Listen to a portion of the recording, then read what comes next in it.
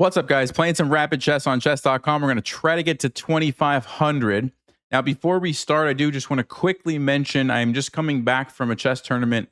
I went to Florida, played in the tournament. Actually, we took the whole family. We took the kids to Disney World.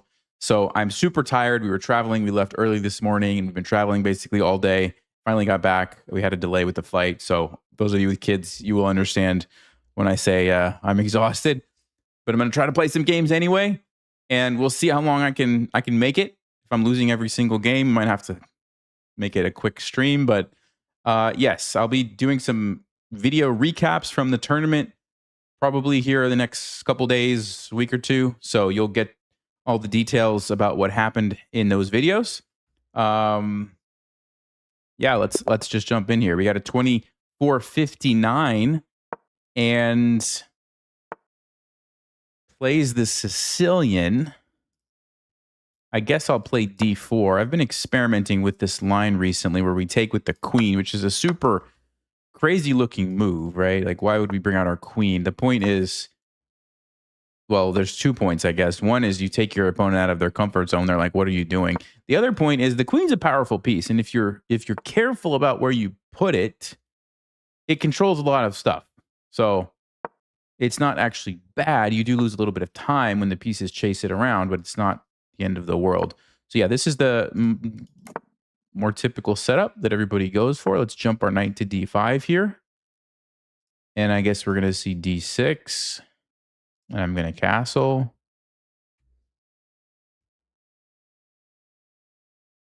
And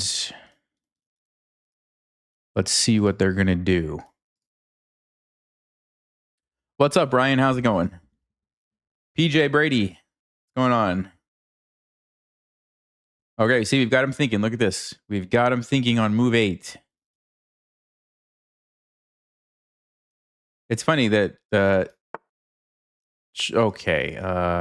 e6. That's a weird move. It's weird because he's allowing me to pin him and put a lot of pressure on this knight, which I can't believe. Oh, it's attacking my knight. Never mind. I can't pin it.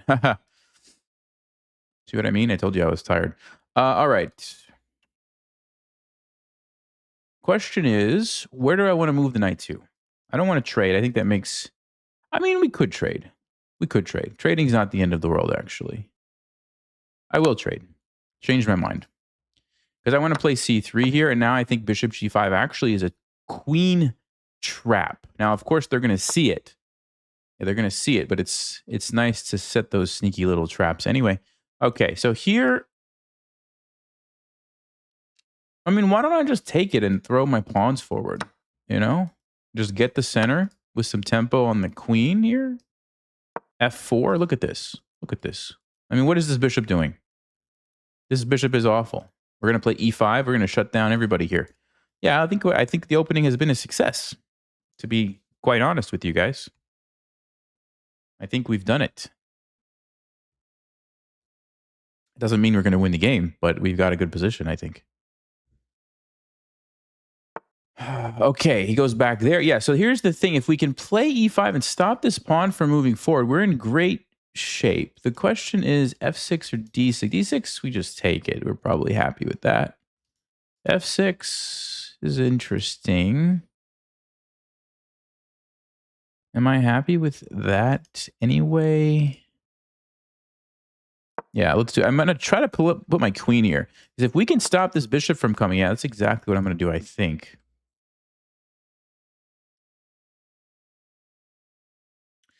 Bishop f8 is the problem, though.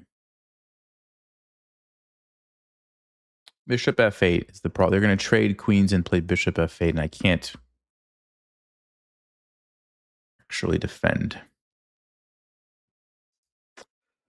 It's too bad, guys. That's too bad. We almost had... All right, we got to develop the pieces, I guess. That we can't really stop it, because I don't want to just lose that pawn for no reason. I needed to be able to put my rook here. Yeah, so they might... Maybe they're going to get away with this move e6. I think it was probably a mistake. We'll have to see what the old Stockfish says. You do get d5 in. Now, we could en passant. Issue is the rook's going to take it to waste some more time with our queen. I think I might just leave it. Their bishops still don't look very good. And we could potentially just go checkmate the king. Yeah, let's checkmate the king. All right, we're going to go here. We're going to take here. We're going to go queen here. Somehow checkmate. They try to stop me. We're going to play g4. We don't really care. We might castle. We might just tuck the king on f2 and get the rook over this way. But target acquired. Let's go.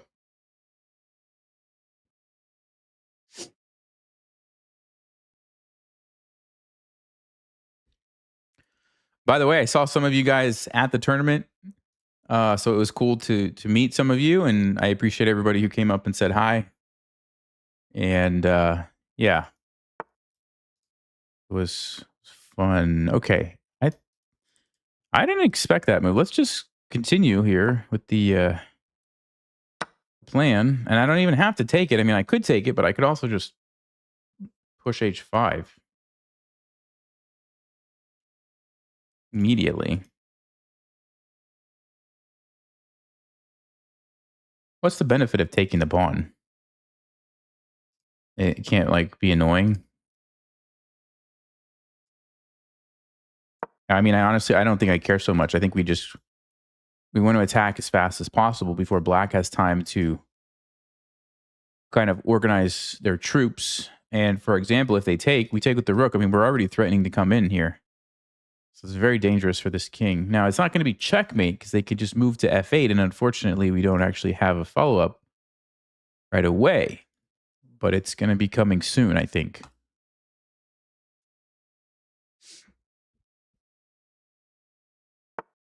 Okay, sorry about that. Yeah, I thought they might do this, trying to trade the queens. Now, we could allow a queen trade. It's not the end of the world for us. If we take, we still have a pretty good position. We still have a good position. However, I could also play a move like here. Then they have queen e4, though. Yeah, queen e4 is... Let's see, we castle. We're going to play bishop d3. Do they have any moves? Just take it. Oh, I'm so torn here, guys. Both of these moves look very good.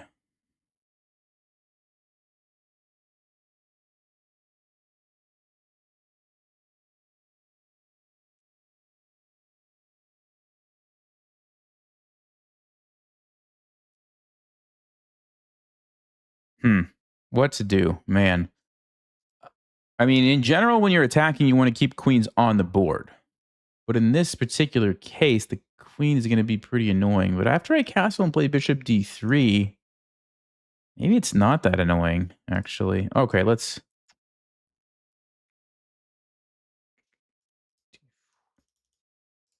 Okay, let's keep the queens on the board. I don't know. It's a toss-up. They're both good moves, I think, taking or this. Okay. Now we're threatening bishop d3, swing the rook over, and keep attacking, and we've kept queens on the board, which is great. Black's bishop is still really bad. This bishop's pretty bad. I mean, it's not doing anything. It's going to take black quite a few moves to launch their attack, so I think we definitely have the advantage here.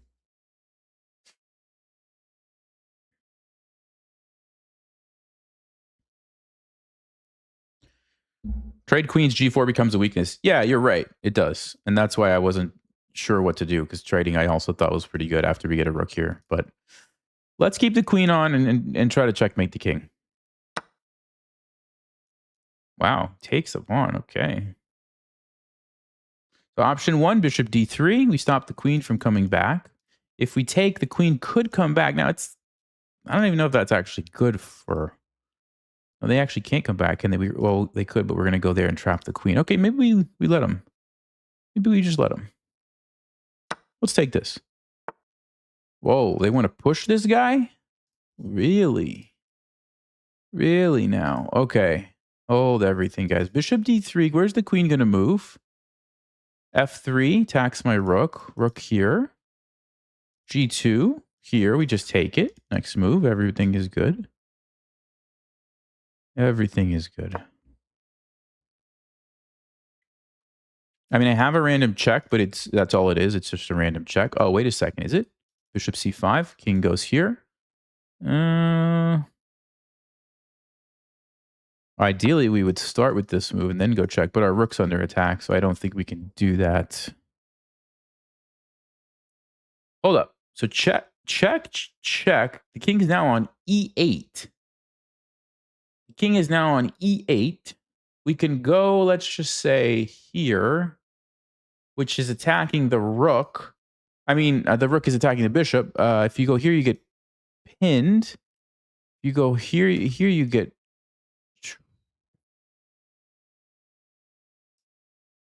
See, the problem is I have so many good options.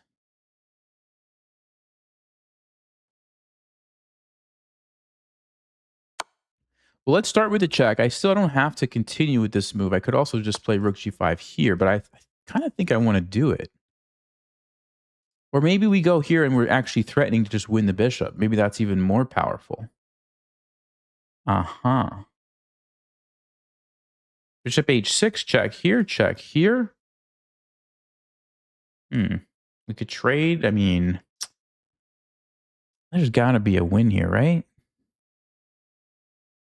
Think. There's got to be a win.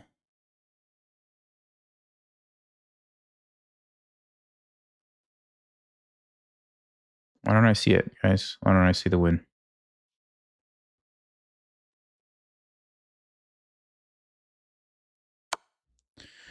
Okay, let's go check. We'll go here. I mean, it's good, but I don't know if it's winning. Bishop h6, check here. Then what? What do I do there? I don't want to trade. I mean, I could trade. I could trade. He still has a bad position. But then I have to watch out for this, which is what I don't like. There must be something better, right? But what? What's better than that? It's Bishop h6. This is annoying because I'm going to lose my queen if I let that happen. So we have to do something else.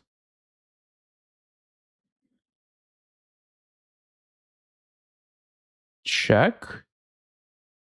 Takes 6. Check. Oh, that's so close. So close. Okay, I have an idea, guys. I have an idea.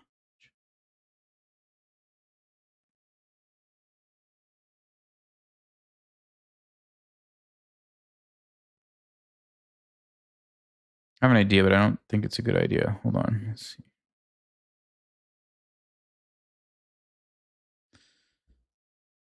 I can't believe this is happening. How do we not have a win? How do we not have a win? I cannot believe this. So check. I could play queen c2 and tuck my king.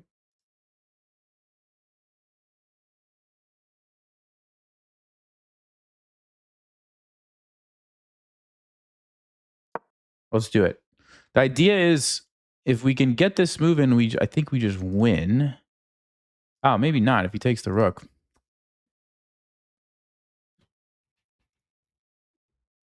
Man, okay, yeah, definitely feel like I'm missing something. I just don't know what it is, and I don't want to lose on time.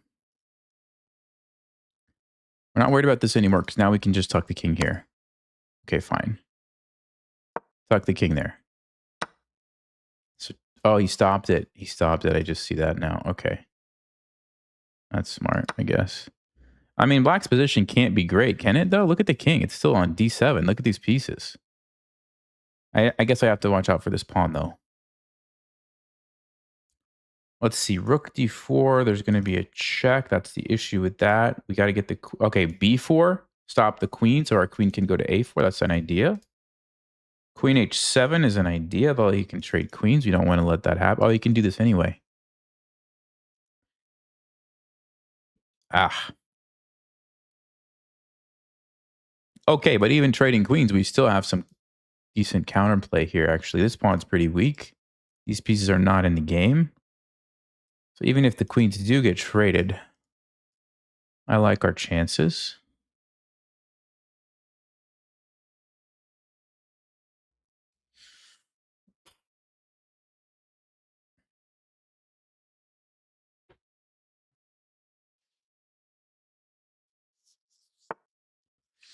b6. Okay.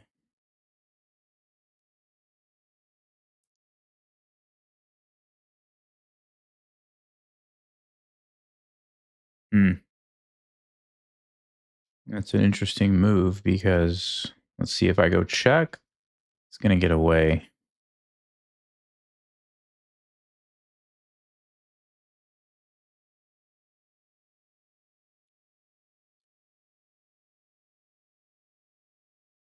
Mm-hmm. All right, let's be aggressive. Let's be aggressive here. I have to watch this pawn, though, without the bishop supporting. Now I have to be careful. But I really like this bishop by the king, because now we have checkmate ideas if black's not careful, right? Yeah, which is why they're going to force the issue here.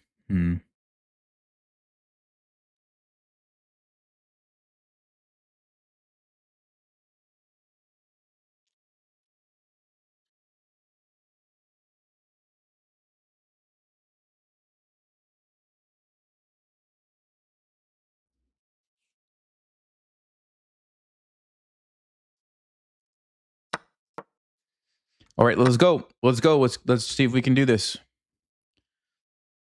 Let's see if we can still win it. I almost can escort this pawn down. The bishop's kind of in a... I may have to move the bishop and then do it. I'm threatening this. I have to watch out for these pawns.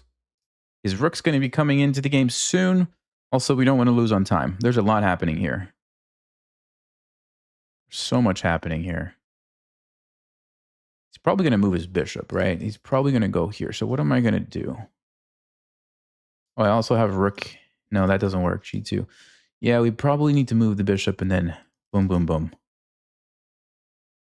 Because if we move now, he takes my bishop and I can't go there. So we got to save this guy. So bishop a3 is my default move here. I don't believe this is going to work out for us. These pawns are too dangerous. We have to try to make something happen here. Black could also do... Let's see, what else could they play? G2 and bishop e3 straight away. But then I can actually take this. Yeah, no, they're going to have to play bishop b7, right? So bishop b7, bishop a3.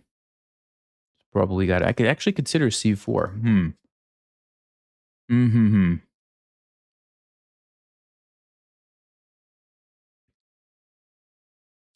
Okay, bishop b7, I think it's going to happen. Let's get ready to play this.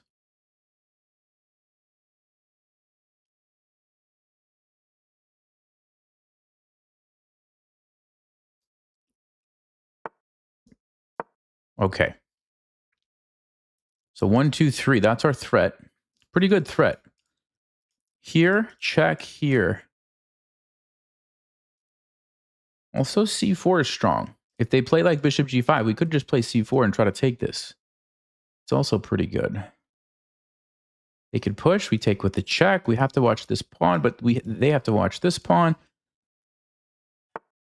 They push it right away. Okay, so let's go for our counterplay here. Let's go for the counterplay. They want to do the same thing, though. That's the issue.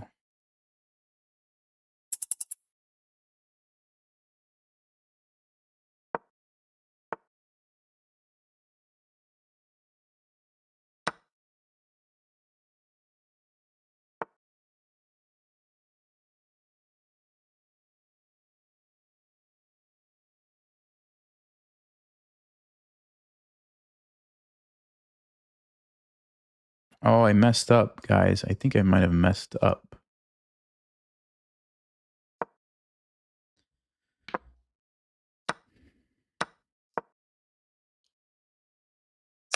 They're going to play bishop c6, which I did not see. Yeah, I messed this up. Although, actually, hold on.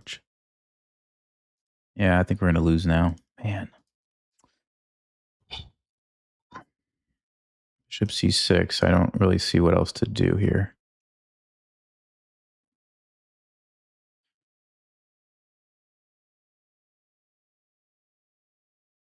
The problem is bishop c6. I thought I was going to get their rook, but yeah, I'm not going to get it.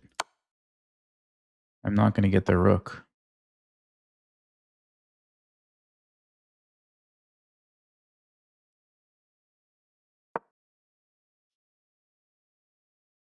Bishop c5. Yeah. Let's threaten this.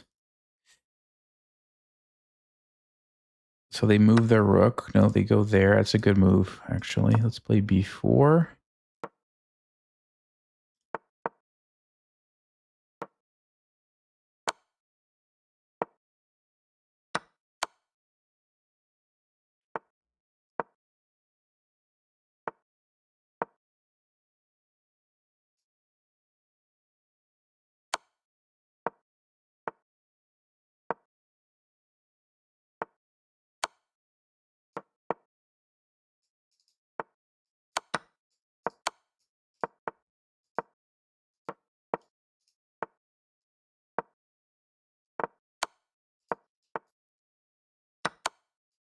Oh, I could have. Oh my goodness! I could have saved my bishop. I wasn't expecting them to make such a bad move. Look at this guy. They don't even know what they're doing. Can't believe that game. We should not have lost that game, guys. We were totally crushing them. Let's see. There's probably like 15 ways we could have won that game.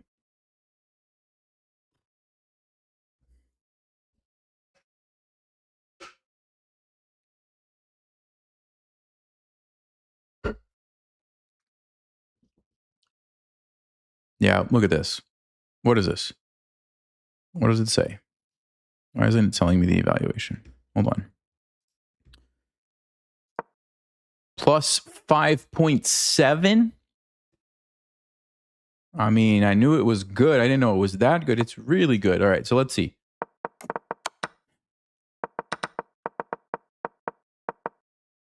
Yeah, so they totally just fell apart.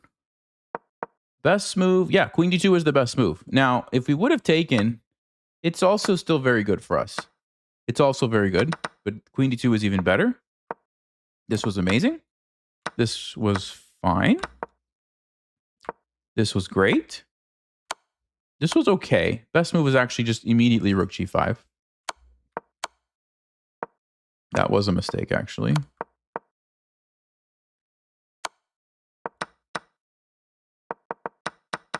Oh, okay. So actually, yeah, that's where we lost the game. So what I needed to do, what did I need to do? Go rook g5. If they try to push the pawn, you're going to come here and take it, or you can even just take it right away.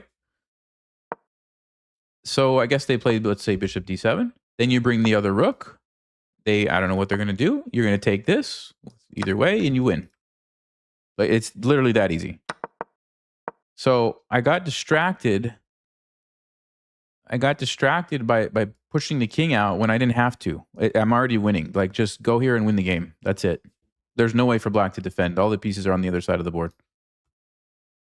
Wow. So silly. And then they blundered at the end, but I didn't have much time. Let's see.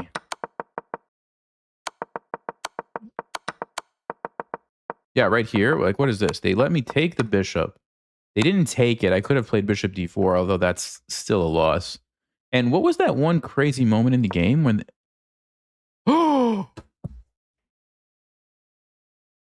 Oh, I didn't see that. Oh, wow. The double bishop checkmate was sitting right in front of me.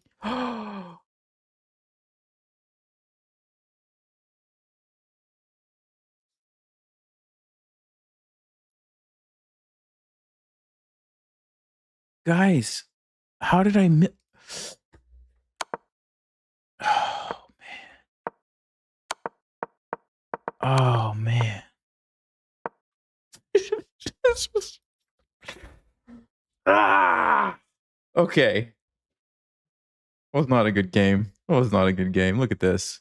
I have no words. I have no words to say right now. Okay.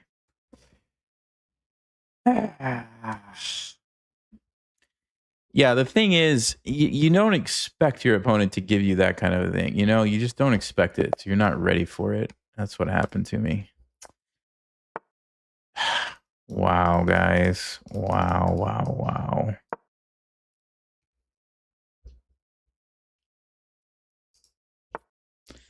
Okay, King's Gambit.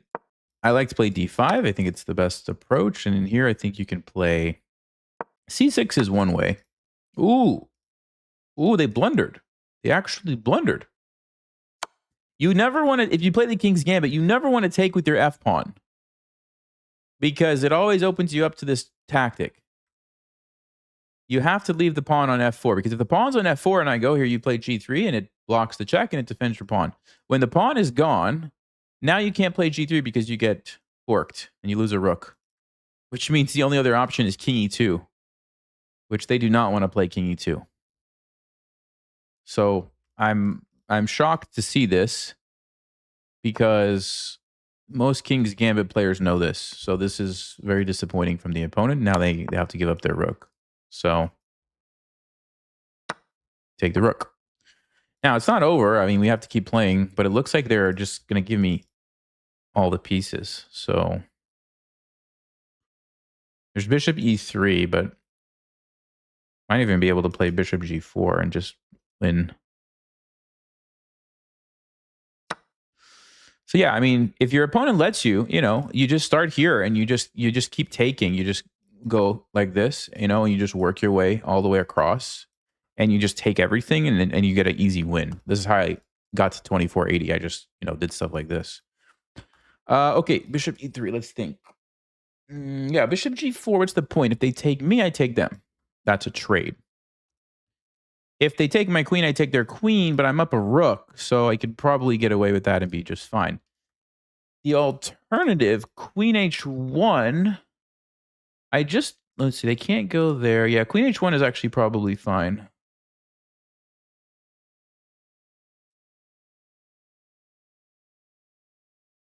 We'll go queen h1. We'll go queen h1, and the idea is to play bishop h3. Bishop h3, force the trade. Good game. On to the next.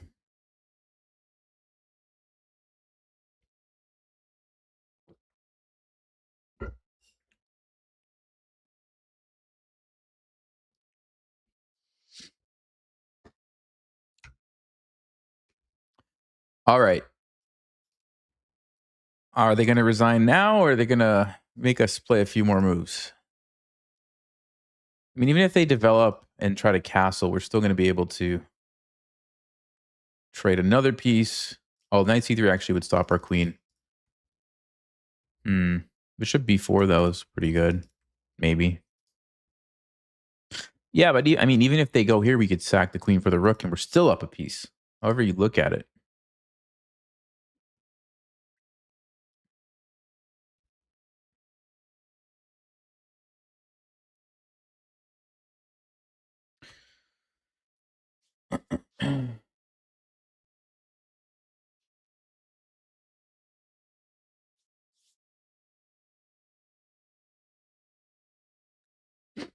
What to do on the Danish gambit if they don't follow it? You mean if they don't accept the Danish gambit? Well,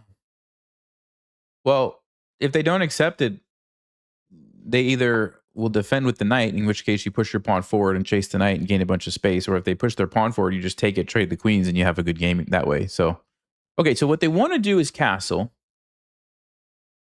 So I guess we should be a little careful here. We should be a little careful. So let's go bishop b4, make sure we get rid of this knight, and then our queen actually comes out, and we are quite happy. Okay, great. So we're up a piece and a rook. So as long as we don't get checkmated in like the next 10 moves, we're going to win this game. So let's make sure we don't get checkmated.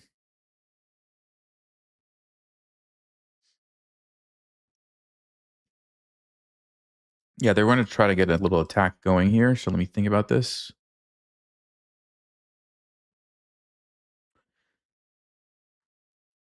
The thing is, we can actually sacrifice a piece and be just fine.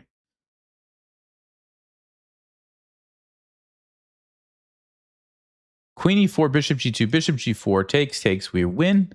They have to move their queen. So the queen doesn't want to trade. So the queen is going to move. It has to defend the bishop. So there's only 3 moves. The queen has to go one of those 3. Do I have a move, though, against that?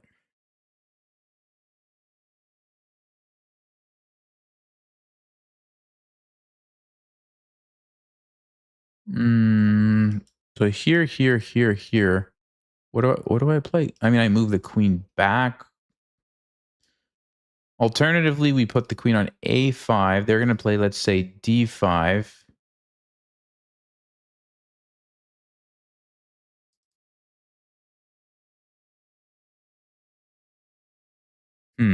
Yeah, we have to be careful because we don't have any pieces out yet. Even though we're up material, it doesn't matter if you don't get a chance to use it. So queen e4, queen goes there. Queen there, d5. That's interesting. It's very interesting, actually. But what about queen e6? Because then on d5, we actually just take the pawn and we pin them here. Maybe that's the simplest thing. Yeah, because this is really like their only threat, d5, right? And if we can take this pawn, now they have to be... Yeah, okay. I think this is the move.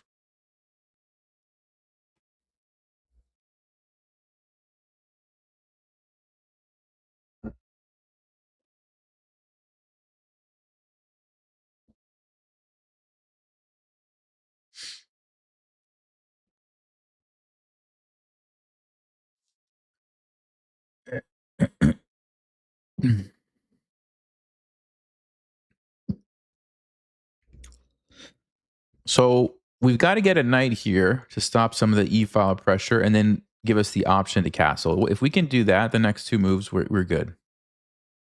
Because white's going to run out of pieces really quickly. Once this pawn push in the center kind of fizzles out, they just don't have any pieces left, right?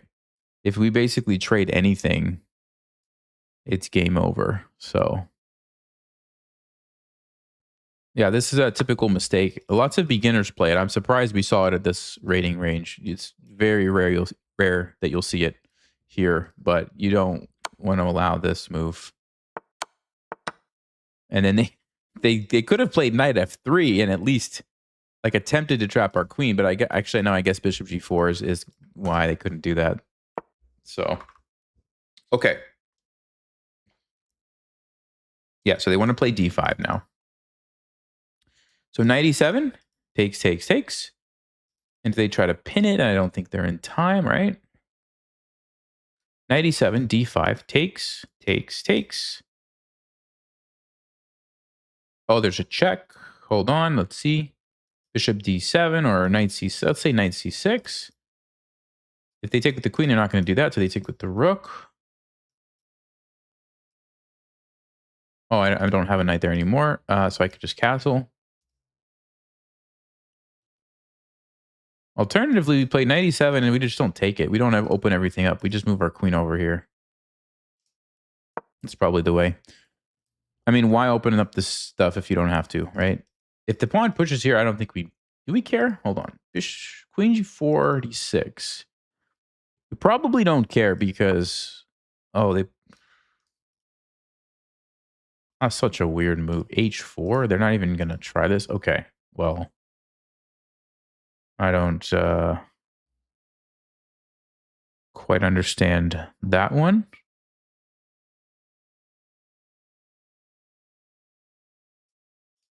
I'm thinking about just putting the knight here, get another piece developed. Because now, if they play d5, we can take, and there's no queen b5. And then we defend with the other knight. Yeah, they're just pushing the pawn. This can't be right. That's too slow. That's too slow. I mean, I could play h6. I could even just... Maybe just castle and not even worry about it, or try to move the knight here to get even more support on d5. I think that's... Yeah, then the bishop can come out.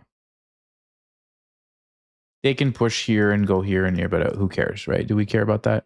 Maybe we care. Maybe we care. We'll stop it. We'll stop it. That was a little bit annoying, so we'll stop it.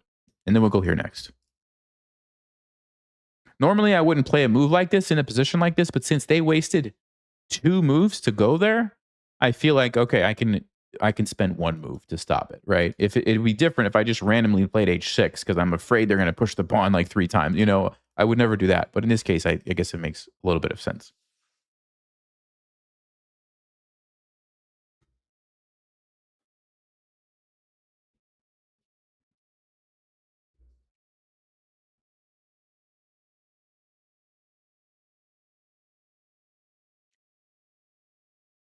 Is that the official World Championship chess set behind you? No, it's not. It's just one from House of Staunton that I really liked. I don't think it's the official one, but it was pretty expensive. But I don't regret it. I mean, yeah, it's probably my favorite set. It was like probably $650 for the pieces, and then the board was like another couple hundred. But yeah, I like House of Staunton. They have tons of good sets there.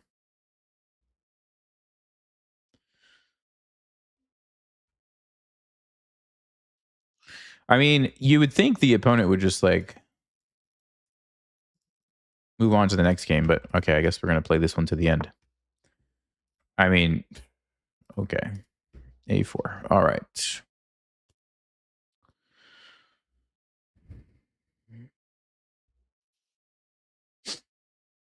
A4, you say?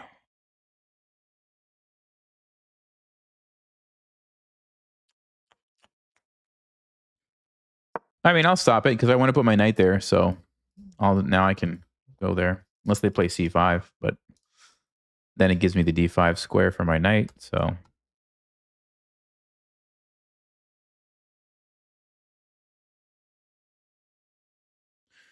Yeah, it's called House of Staunton. If you just look up House of Staunton chess sets, you'll find it pretty quickly. Yeah, that's the Lego Nintendo. Yeah, that's Legos.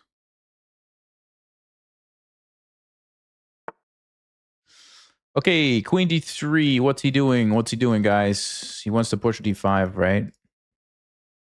I still think we go Knight B6 here. We just take it. No problem. No problemo. Let's see. Okay.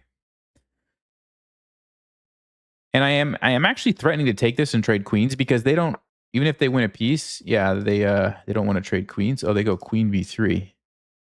Okay, that's interesting. Yeah, that's a little interesting. I missed that idea. Maybe I have to go back now.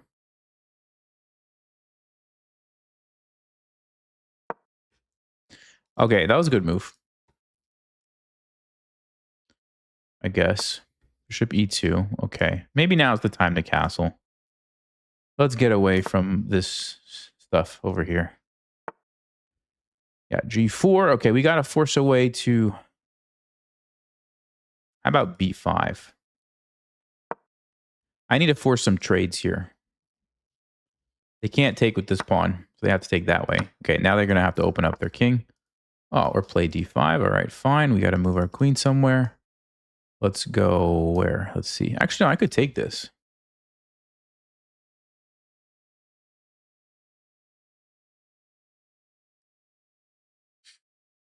I could take it.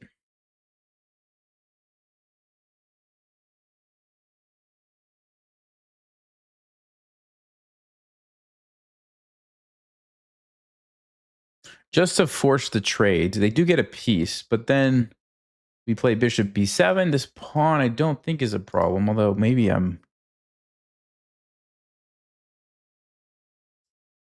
Nah, we don't need to do that. We'll just play queen b6.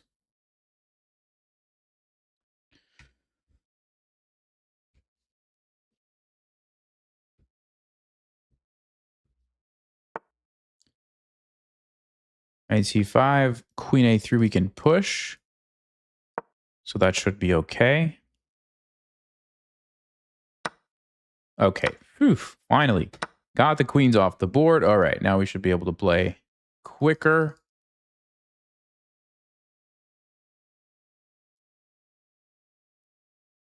Let's go here. As long as I don't get flagged, we're going to win this game. We could even start pushing this guy. Get a queen. They're going to attack my knight, I bet. Maybe just knight g5, though. We are up a rook and a piece, yeah. Believe it or not. Believe it or not, we are up a rook and a piece. Let's just activate some pieces. How about we go here?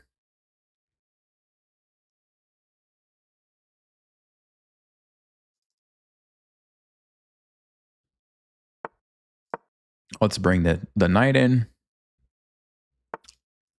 Okay, let's push the pawn.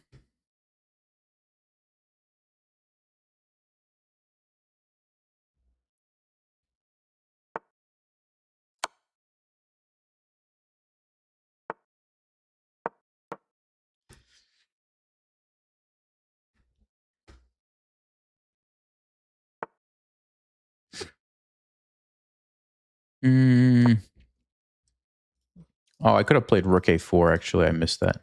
I could have played rook a4.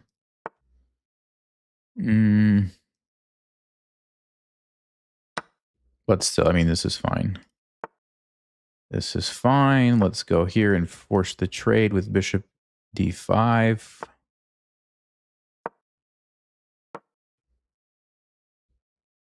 I think they think they're going to flag me, but it's not going to happen, guys. It's not going to happen. I have too many pieces. No, if I don't win this game, I'm ending the stream immediately. I promise you that. If I don't win this game, I'm done. I'm just done for the night. Okay?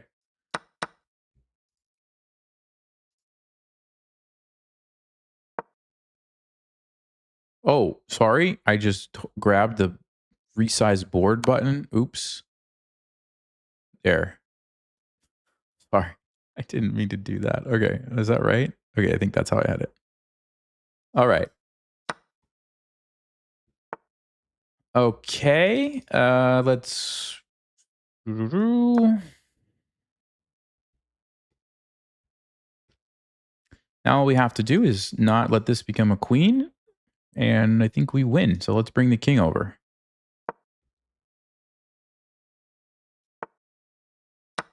You can take that. So they want to push and go here. So I guess we go f6.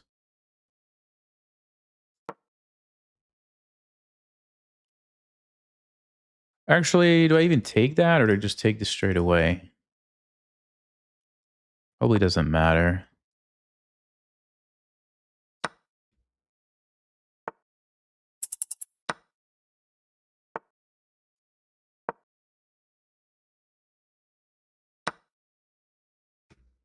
What is happening? Like what is going on?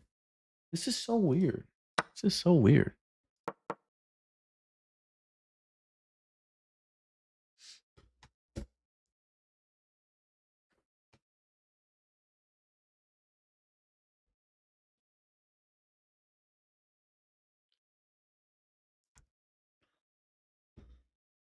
Lemon Tree 31. What are you doing? What are you doing with your life? I mean,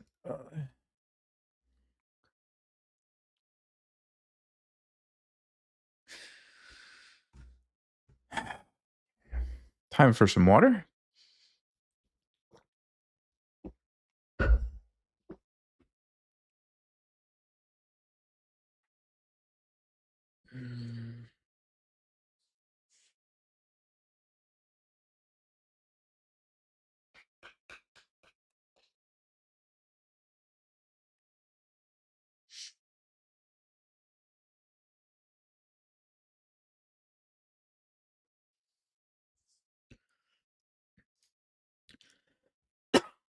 I mean, it feels like we're playing a random like 400 elo, but I don't. Oh yeah, no, this account, something is off. 1400 bullet. Look at this climb, climb, climb. What is going on there? We got to report this one, guys. We got to report it. I'm sorry. Yes, I do report people that I beat sometimes.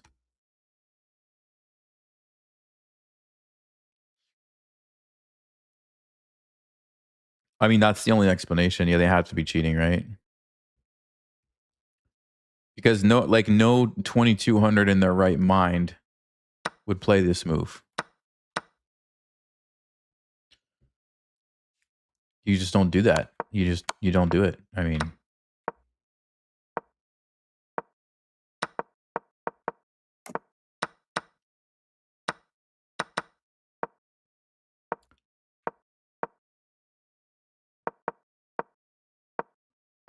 you know what? H4, H5 was actually the Stockfish's top moves. A4 also engine move. Queen D3 engine move. Queen B3 engine move. Bishop B2 engine move. G4 engine move. Engine move. Engine move. Engine move. Ooh. Engine move. Engine move. They played a lot of engine moves, actually. Engine move. Yeah, we're gonna report. Maybe that's what they like give you a big advantage and then they turn on the engine, but it was just too much. It was too much. Okay, that definitely something was going on. All right. Thanks for that not very instructive game. Let's try to play a real person, hopefully, this time.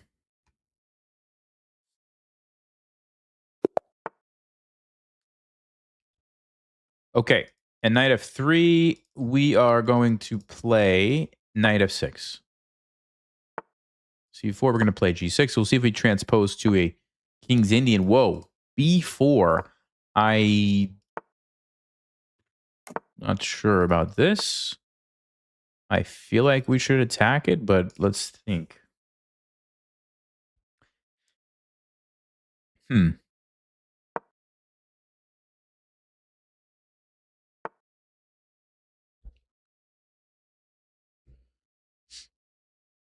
Okay, so we could do like a King's Indian type of setup here, I guess.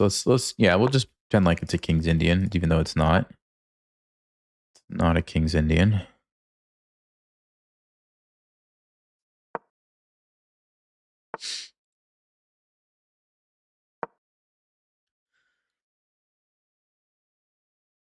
I'm trying to lock up the queen side so that after they castle, I can just do like a typical King's Indian attack on the king side, yeah? And they're not going to have counterplay over here because we've basically locked everything up. What are they going to do? So they have to just defend my attack, basically. Yep. Okay, great.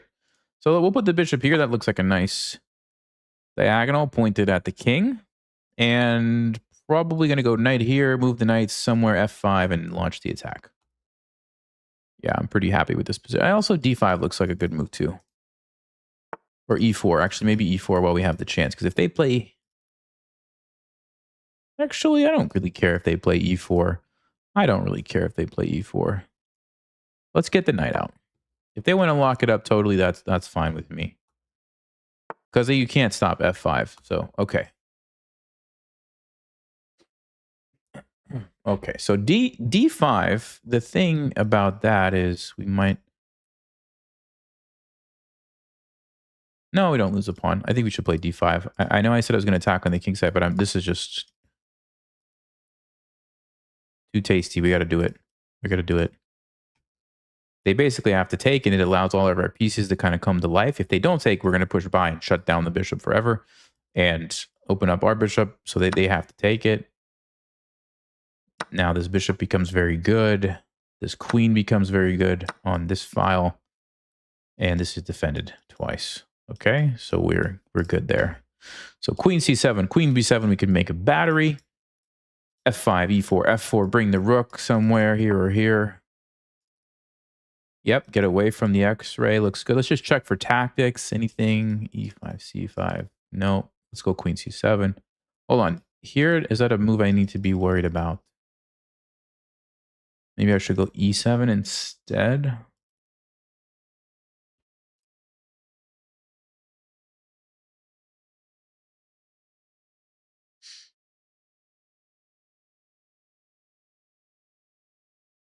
No, I'm not worried. I'll just take and play c4, I think. It might be a weak pawn, but it's also a pass pawn, and we could potentially use it as decoy and then do some other things. Okay, so they go there. So queen b7 is a move. The knight wants to jump in, obviously. The knight wants to go here. Not sure if I can stop that unless I go here, give my own knight a square. Yeah, I don't know about that. That's a pretty good square.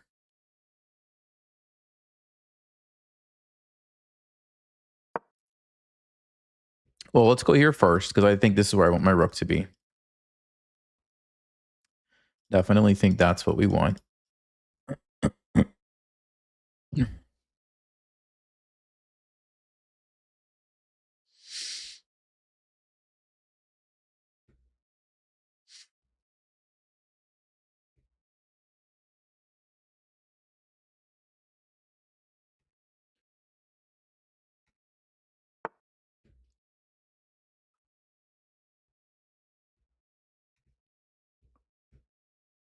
All right, knight comes in, as we thought.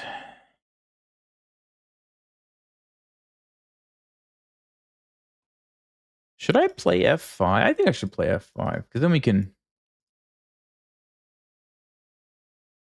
Yeah, it stops e4. It gives me options. This diagonal, we have control over it right now, so I'm not super concerned with that. Even if that did happen, we can always get out of the way. And what else was this rook going to do? I mean, I could have gone here, but this just gives me a nice looking center. Okay, he's trying to stop me.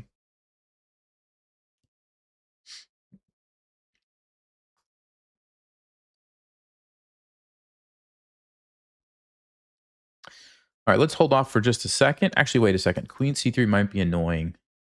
Queen c3 might be annoying. Then I'd be pinned. I was going to wait, but yeah, maybe on second thought, I won't wait.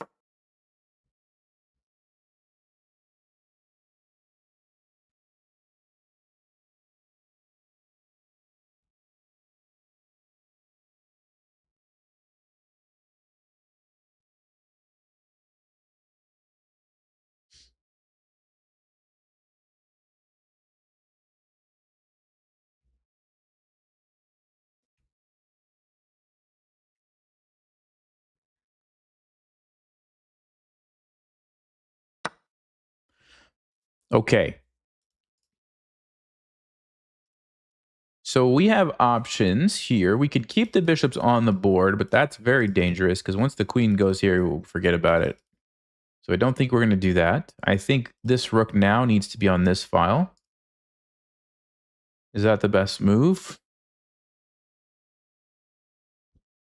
Looks pretty good. So we've got both of our rooks ideally positioned on the weak pawns.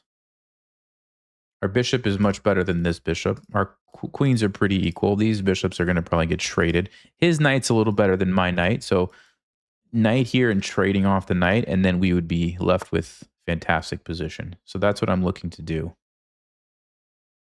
Okay, now I don't have to trade that. I could keep it on the board, but then his bishop's pretty annoying. So I'm probably going to be okay trading that. It just opens up my rooks. Just make sure there's no like better moves. 95 maybe. We could leave it and let him take me instead. No, I think I want to take. I think I like my rook back here. Okay, now we probably jump in with the knight. Yeah. And this rook and queen ending is going to be great for us because we have two targets and he has no targets. Look at my pawn. My pawns are beautiful. Yeah, I definitely think this endgame is good for us, guys. So okay,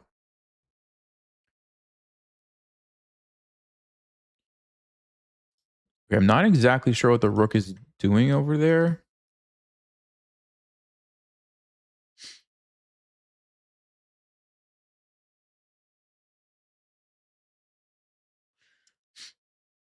Knight g4 is interesting. Putting some nice pressure on this guy. I like it.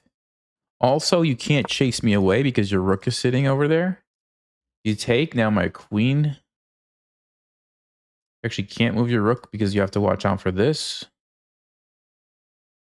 Two defenders, two attackers right now.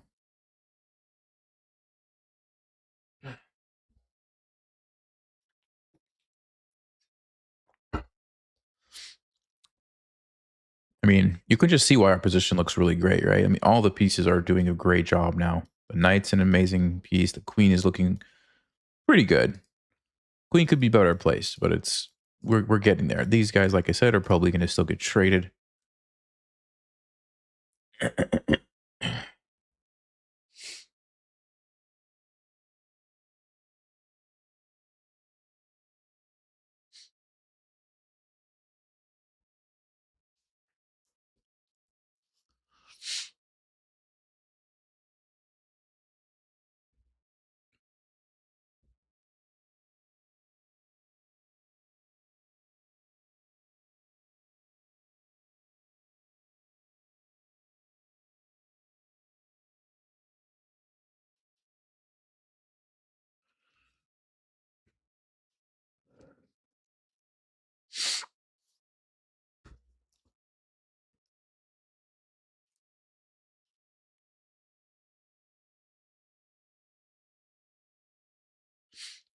How did the tournament go? Yeah, so I'm going to be doing some videos about it, so I haven't talked too much. Yeah, I'm trying to think how much I want to say right now. I guess I can tell you guys in round 2, I got mega tilted.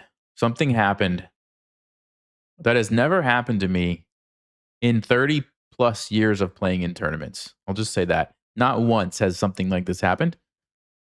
And it happened, and it made me really tilted, and it like affected me for the rest of the tournament. So I don't want to give it away. I'll give you the details when I do the recap for the round, but I will just say that, like, yeah, first time. It was a first time in 30 something years of playing in tournaments. Never happened before. All right, rook f1. So I don't think there's a threat. He leaves this pawn undefended, something to keep an eye on. If I take and the queen takes, maybe we can grab it. If the knight takes, we could. Oh, but then this one.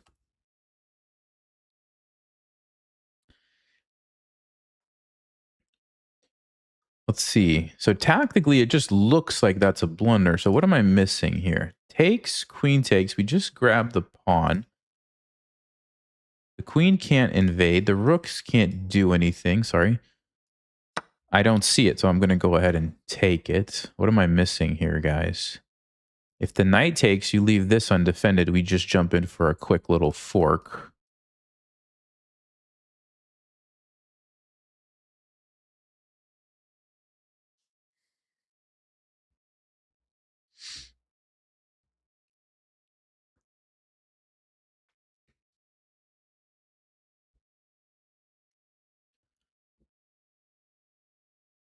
I guess they just forgot I could take the bishop or something. I don't know. I don't understand this move. Okay, so they're going to give me this. So let's just verify. This doesn't, I mean, it's defended very well.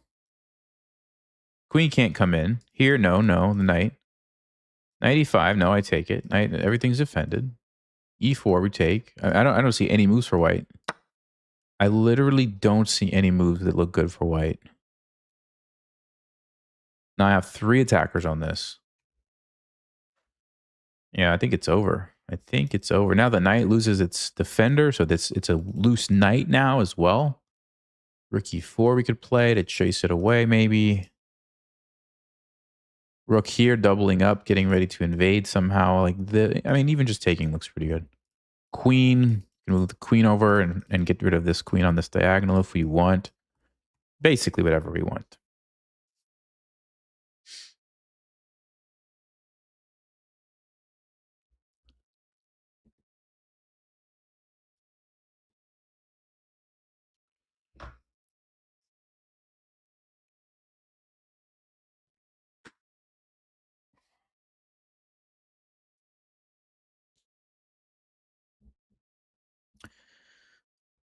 All right. What do you guys think? Are they going to resign? Or are they going to play? They're going to play on. They're going to play on. Queen e2. All right.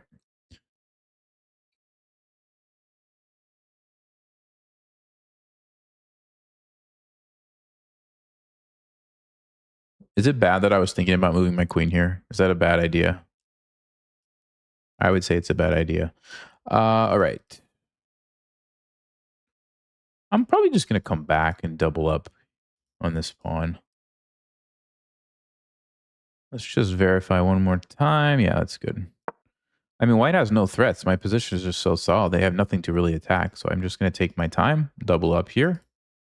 Everything's nice and defended. We're defending the 7th rank this way. We're attacking the isolated pawn this way. I suppose I could also consider, like I said, getting this file. But okay, they want to play h3 now. Now they actually have something they can do. Play h3. Actually, they can't even play h3. Never mind. You guys see why they can't play h3? Do you guys see that? Sneaky little move that I have there. Checkmate. Checkmate in 1. Ah, they want to go here? Okay. So we could play h5. h5 looks good. We could also play... Let me think about this. Yeah, let's go h5. We do create a weakness, but it's not It's not a weakness, okay, unless your opponent can attack it. I don't know who said that originally, but somebody did. A weakness is not a weakness unless your opponent can attack it. Just remember that, guys. What are they up to? Now they're trying to attack it. Let's defend it. Let's defend it. They still can't play H3. They still can't. Okay, now they can play H3. All right, so now we should probably start looking for how to finish off the game before I lose on time. Let me think about this.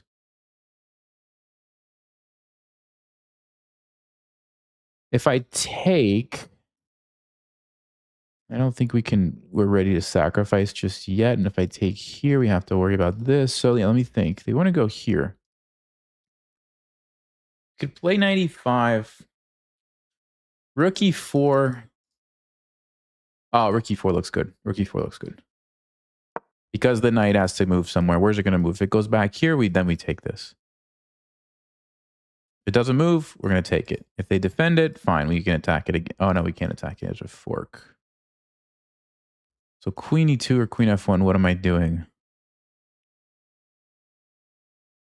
What am I doing? H3. Check here is fine. Okay, that's fine. Check, queen F7. This one, we just take it, I believe. Could also take with the pawn. Oh, you know what? You know what, guy? Let's take with the pawn. Then this rook is stranded. The rook is actually stranded. That's the way to do it. This is not a threat.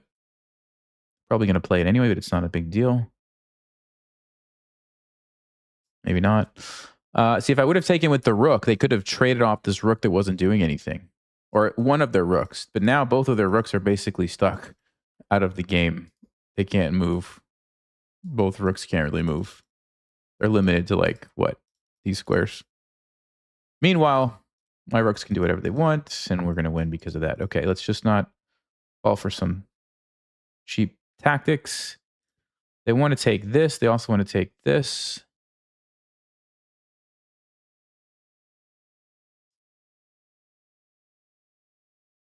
I don't care about the pawn. I'm going to go for the king. We're going to checkmate the king if they take that. So, yeah, I think we just win, actually.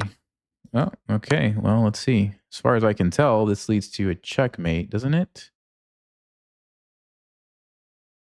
Oh, they do have this. Hold on.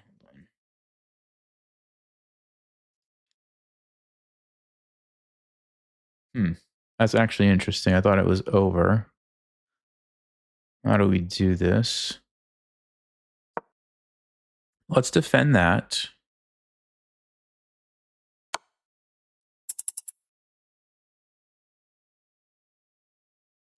Put my king on a safe square, and then now I think I am threatening to come down and checkmate.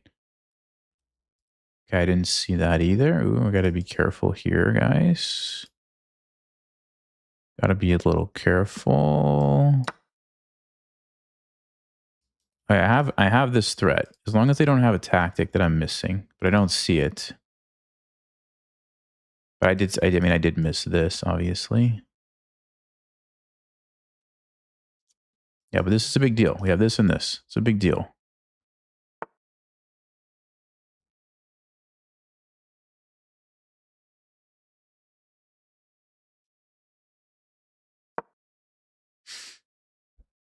It's not checkmate. It's not. It looks scary, but it's not mate. We have it covered.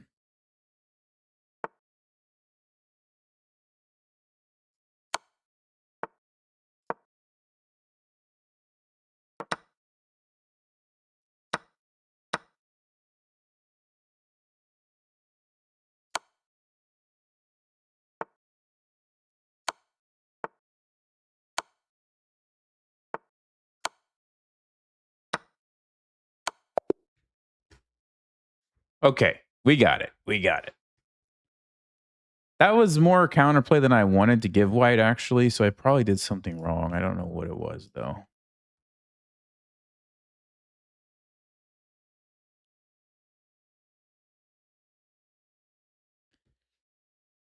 Yeah, we did give him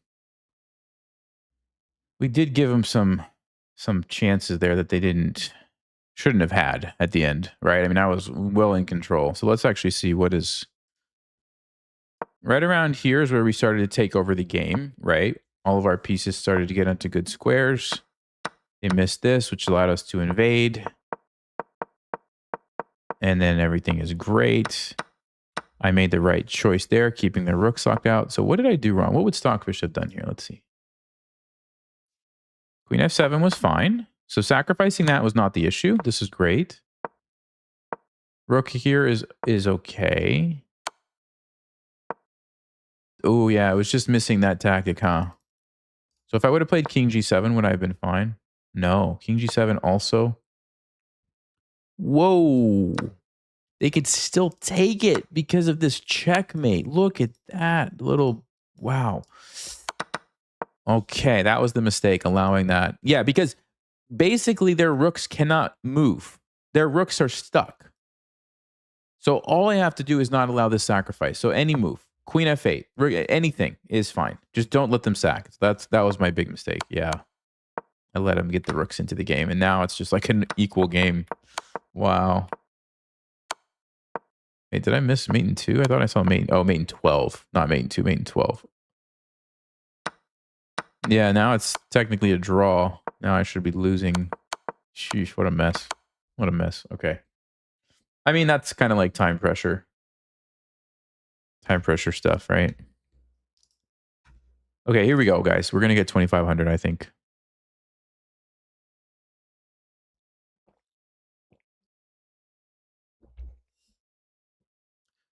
Okay, let's go. Let's go here. Game aborted. Okay, never mind. Not going to go there.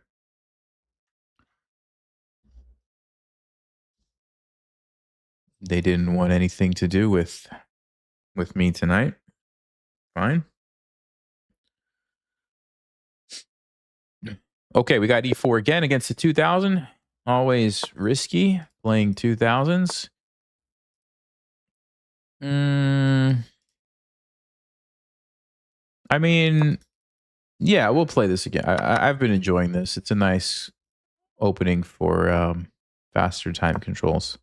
So the queen goes on d3. The knight goes on c3. The knight goes on f3. The bishop goes on e2. You jump your knight into d5 and you castle. I mean, like every time, pretty much. I say pretty much. Like against this setup. There's other setups black can do, but against this setup, that's what you do.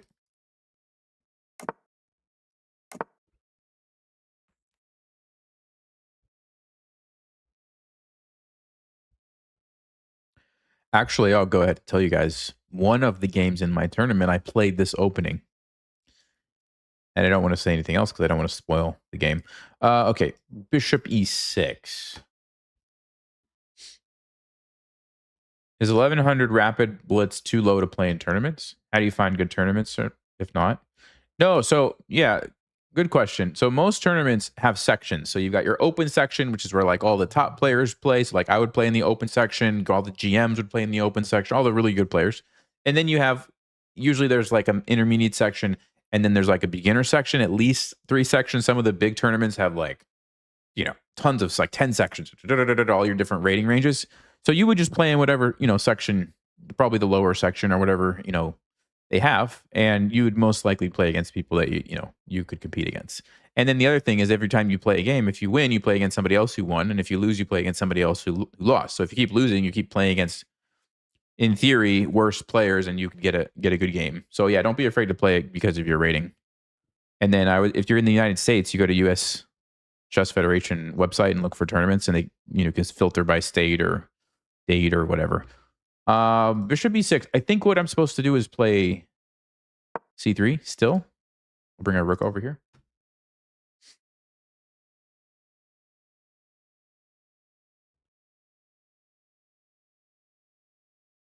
And then the other thing, like when you go to the tournaments, if it's your first tournament, don't be afraid to like ask the tournament director questions. They usually are pretty helpful. So if you're not sure about something, just ask. Okay. They want to go here. Yeah, I've seen this line before. I don't remember what I'm supposed to play, though.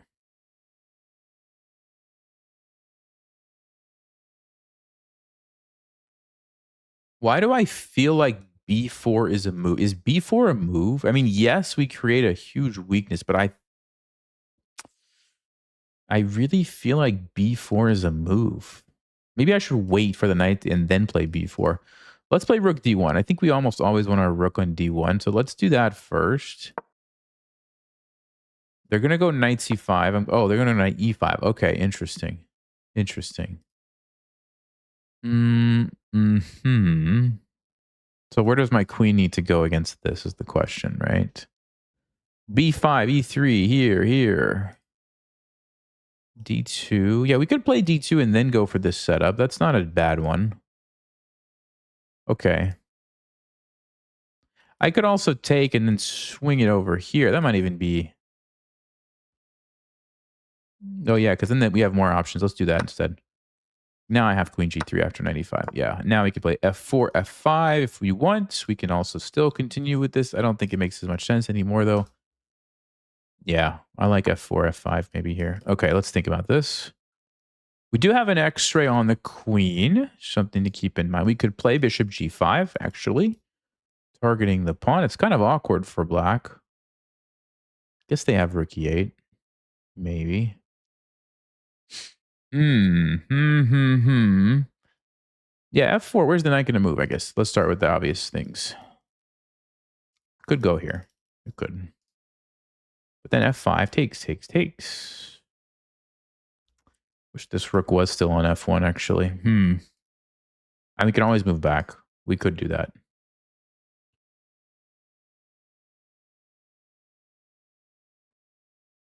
Yes, we could. Oh, wait a second. Wait a second. I just noticed something. After the knight moves, they actually can't take me.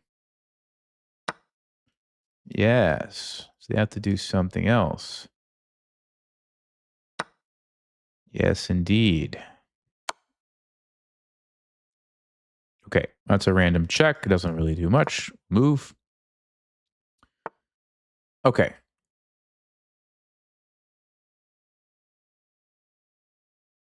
It feels like our position is good. Question is, how do we take advantage of it?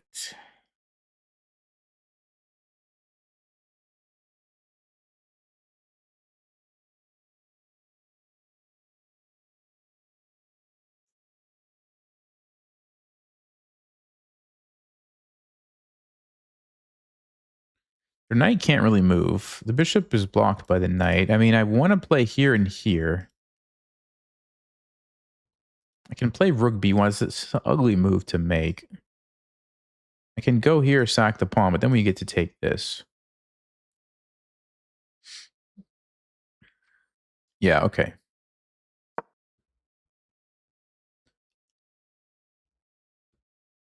Oh, my bishop. I just noticed my bishop's hanging. I actually thought...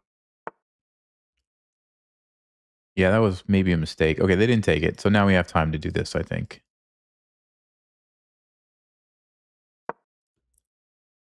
And we're trying to create this pawn chain, which once everybody's defended, it really shuts down any counterplay that they have here. And black doesn't really have much to do. The only thing is that they might be able to just sack their knight and take this. That's like the only thing. I don't think I even care about that, to be honest with you guys. Takes. Yeah, I don't think I care. The reason I don't care is because without this bishop, their king's going to get checkmated. That's why I don't really care. So if they want to do it, by all means. And I would get a knight too. Okay. Is that a good move? Is that a good move or not?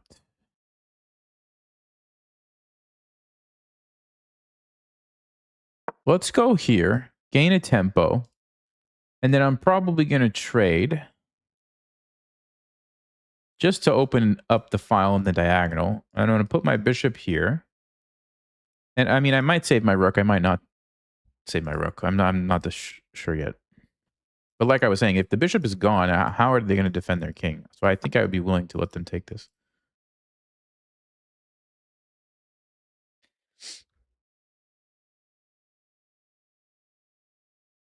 I don't know if I want to let the queen invade into my position. Starts creating all kinds of threats to worry about. So I'm really considering this move.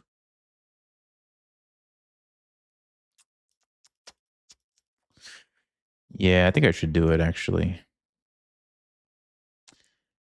I think we should do it. It keeps the queen out. It counterattacks the bishop. Yeah, they could play this, but I don't know. I felt like h4 was going to be strong here. And of course, you never want to play a move like f6, blocking your bishop. Okay, so they're going to try to counterattack, sure.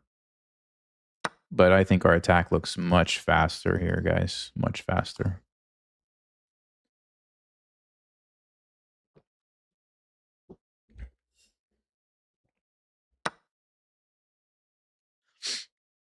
Okay. So we take that.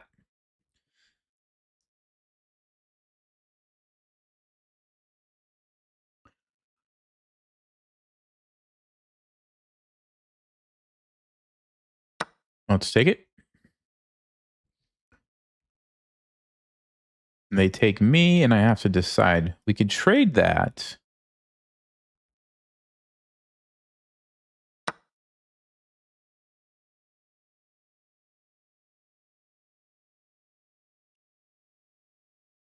But what's the point of trading that? I mean, the bishop's pinned, but how does that help us? I don't think it helps us. What does help us is rook here. You know why? You know why? Rook here. Look at that. That's beautiful. That's very beautiful. Let's go. Oh, rook g4. What a move, guys. They're going to take this, and I'm going to play rook g4. And I think we win, right? Oh, they don't take it. Thought they were going to take it. F6, huh?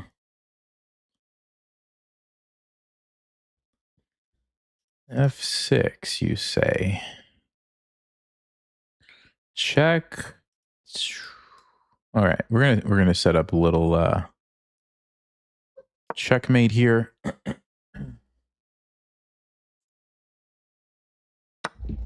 All right, queen. I mean, rook h4. Checkmate. Yeah, it's mate.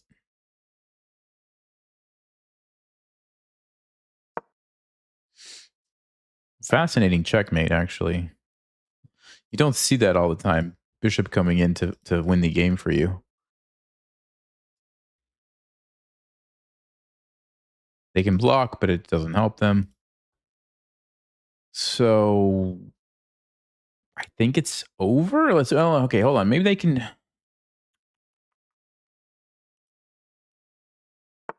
Yeah, they're trying to survive. Hold on, guys. Let's think about this. So check here.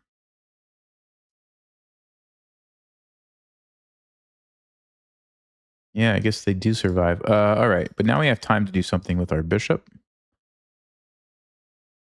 Hmm.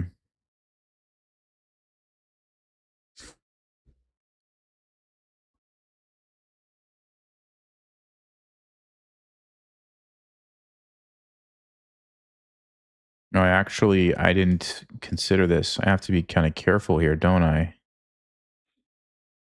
Well, that's amazing, actually. All right. Check here. What do we do, guys? Okay, let's take this.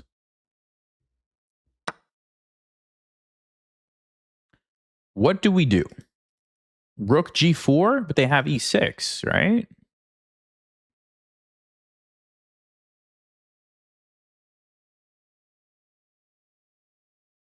What do we do? What is going on? Can somebody tell me? Can somebody tell me what's going on? I don't know what to do, guys. Might have made a mistake somewhere. I might have made a mistake. So rook here, let me think about this. E6.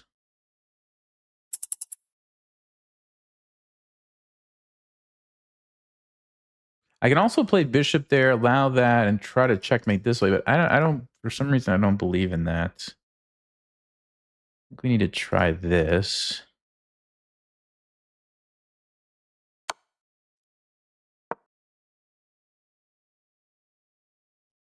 Don't really care about the rook if I can get checkmate. Now, it's not exactly mate, but I think it...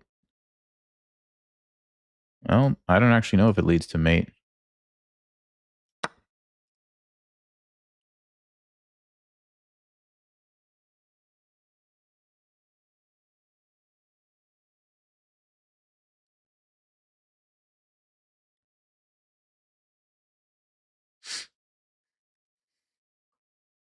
There has to be a mate, right? Has to be a mate.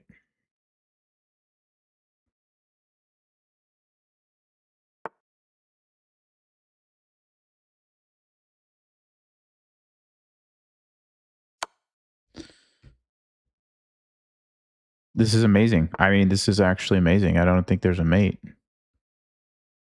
That's incredible, guys.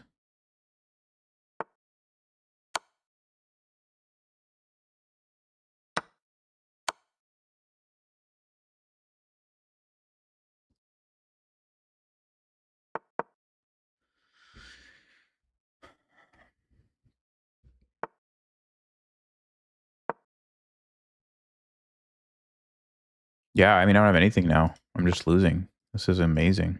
All right, well, we're going to try. See if they let me win the game here.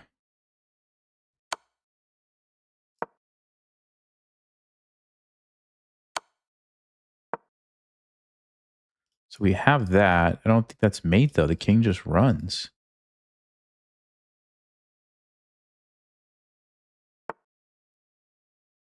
Yeah, look at this guy. Wow.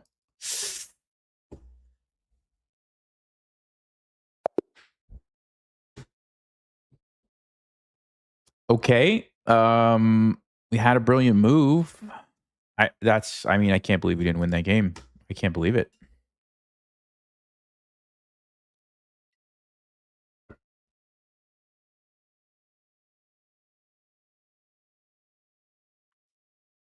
Well, yeah, we were totally winning. Okay. Okay.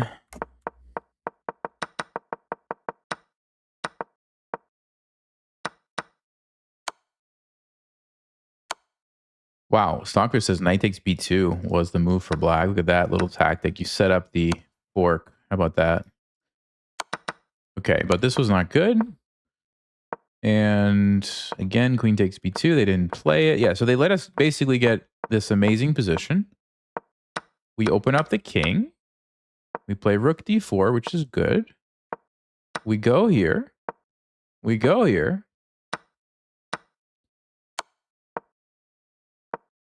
How did I miss this? It's totally winning. What did I miss? I had to take with the queen. Okay. You don't go bishop b5. You go queen g8. Queen e6. Oh, rook c4. This is what I missed. And you're checkmating now. Yeah, he's mated for sure. Checkmate. Wow.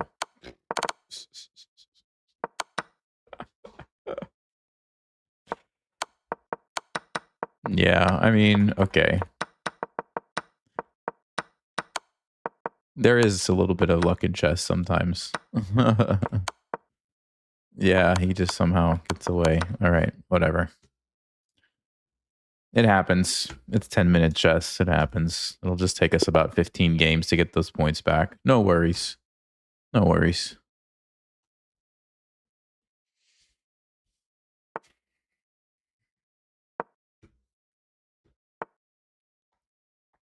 Someone said Stafford game, but I saw it in the chat. Let's try it. I'm no Eric Rosen though, so don't expect too much here, guys. Please don't expect too much from this.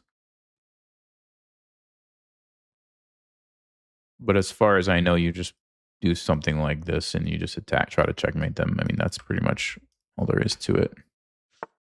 Yeah, he's playing the best moves. I want to say h5.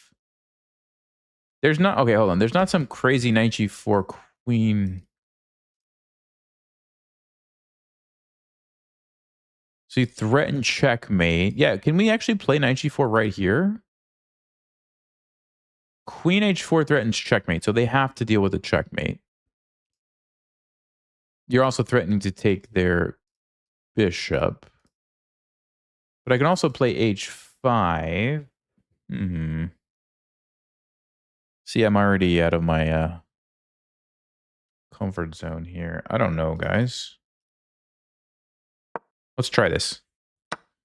Let's try it. Okay, this must be the main line because he's playing so fast. So I must have played the main line.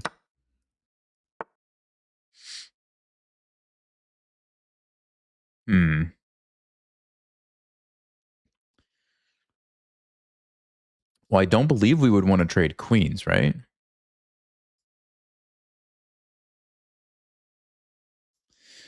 I mean, we're only down a pawn. It's not like it's that awful if you trade queens. Nah, we don't want to trade queens. Although he's going to play queen c7. Hold on. Oh, what if I go queen f6? Queen f6. He's going to castle. We play h5.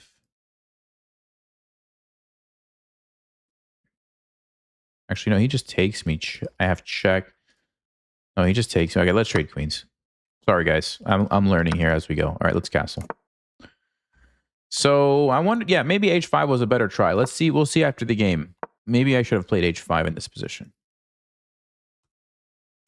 I'm not actually sure. It is h5 first. Had a feeling. I had a feeling. Okay. Too bad. Now we have to play a bad ending. Well, game is not over yet. So let's see what we can do here.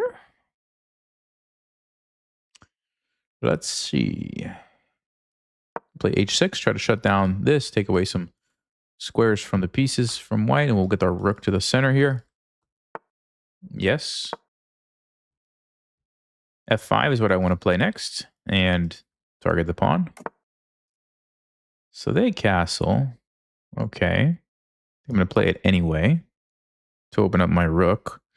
If I can get a rook here, that looks pretty nice. We have a lot of targets on the second rank, so that's what we're going for. So takes, rook here. We'll take this guy back later whenever we are ready.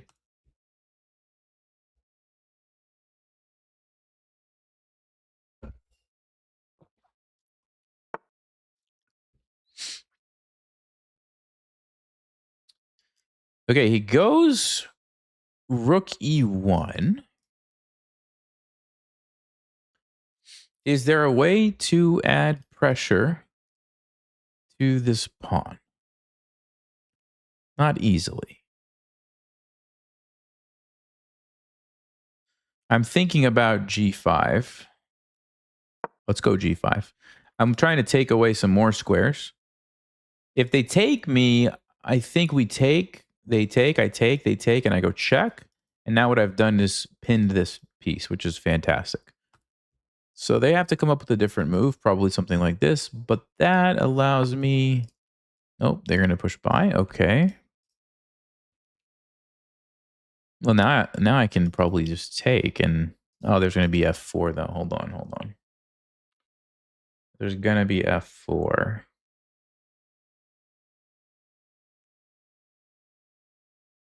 Takes... I mean...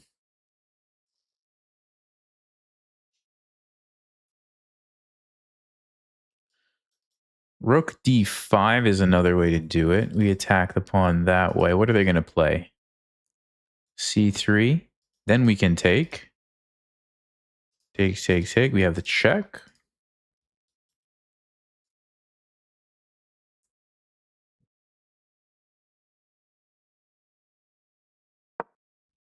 Yeah, we'll just do this.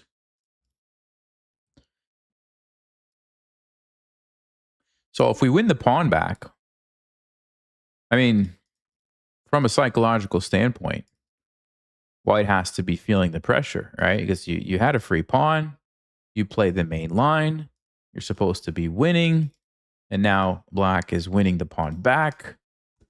What are you going to do, right? So the momentum is in our favor, right? The game is shift. Even if we're not winning yet, it's like it's shifting in our direction. That's what we want. That's when the blunders can happen from the opponent.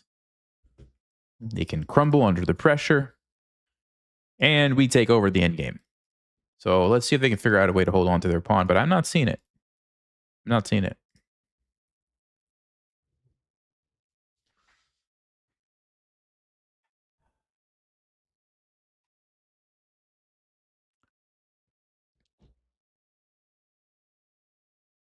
Because what they've done is they've pushed their pawn, away from the support of the other pawns.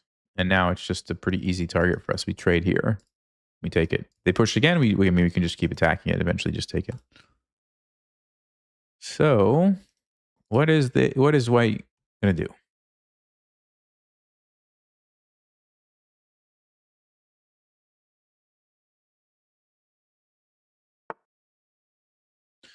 Yeah, so they're basically going to say, okay, I messed up.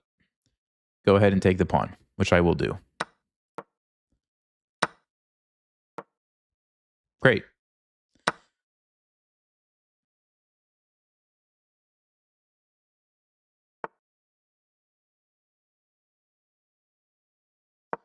We'll bring the king.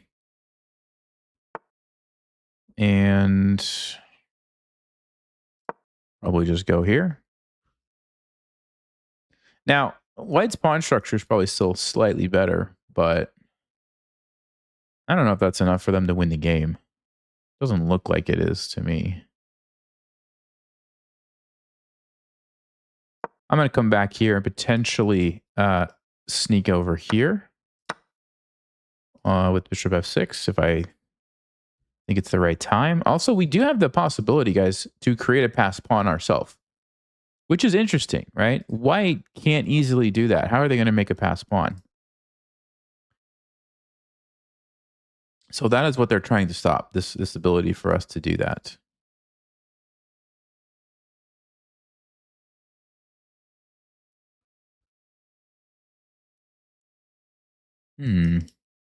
Okay. Let's take it to the king and pawn ending. Let's see. Let's see who's going to win this one, guys. They can't take here. Oh, they can, but then we have the passed pawn, we win. So they're basically just stuck, leaving it like this, which means I should be able to. They don't want me to do that. Okay. I can go here, play h5. They can trade. We take. They've got the double pawns. Unfortunately, we don't have a passed pawn just yet. c5, they don't want to take because then I think I invade. So they're going to play c3. Then we take, and then we target this, maybe. c5, c3 takes here, here. Still not quite what I want, is it?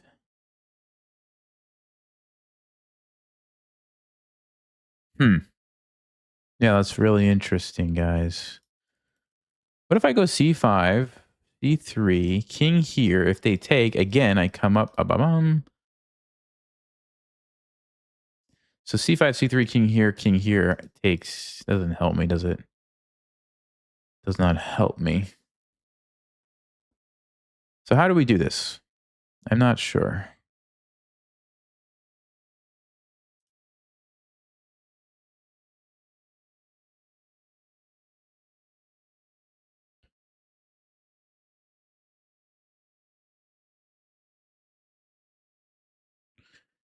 Could we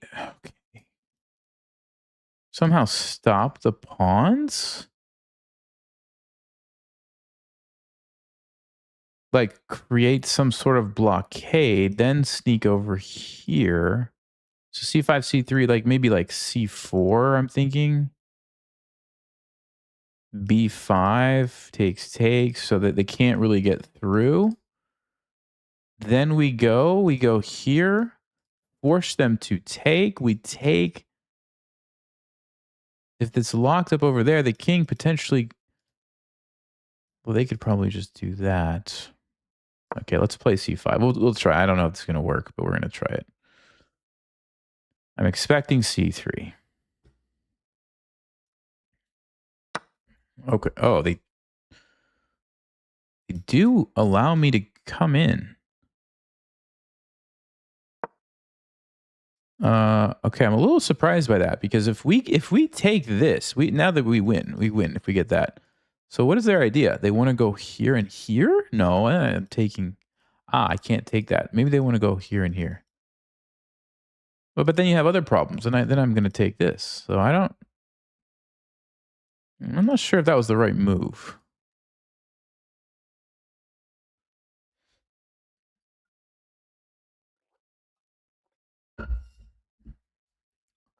I'm not sure about that one, guys.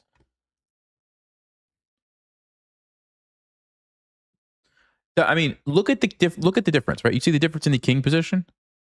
That is what makes me feel like I should have the better chances. My king has all the options. I can go this way, I can go this way.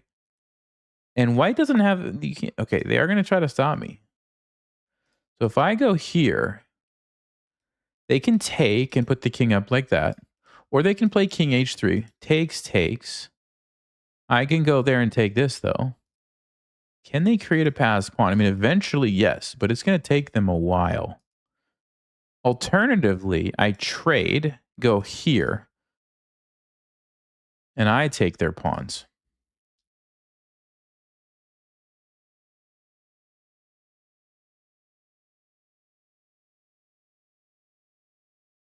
Actually, I don't think they can make a passed pawn. I don't think they can make a passed pawn.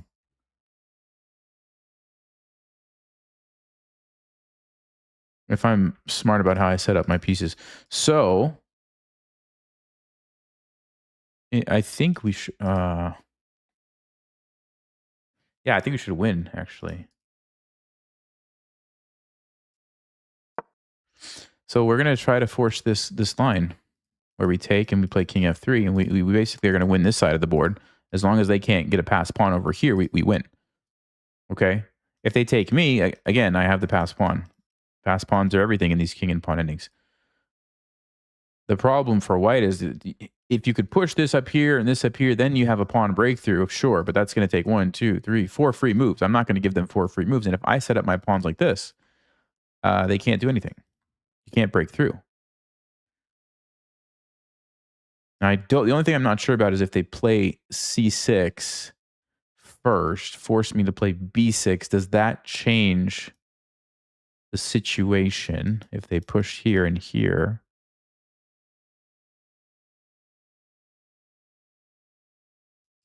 Okay, well, now, okay, so they've given me the H pawn. That's great, because now their king is stuck. Their king has to stay there. Their king has to stay there.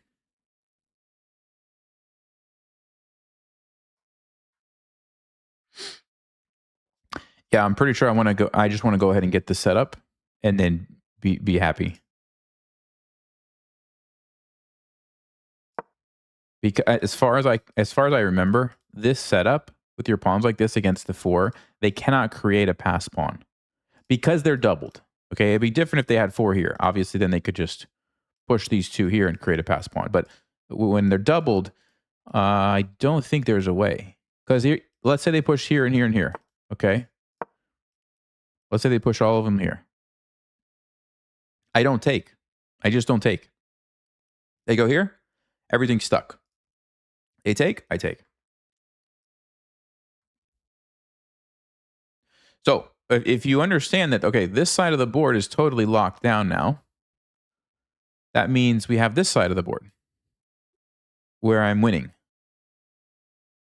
Because they can't move their pawn, I can push this, and then at the right moment, I just take everything. Yeah, so we win.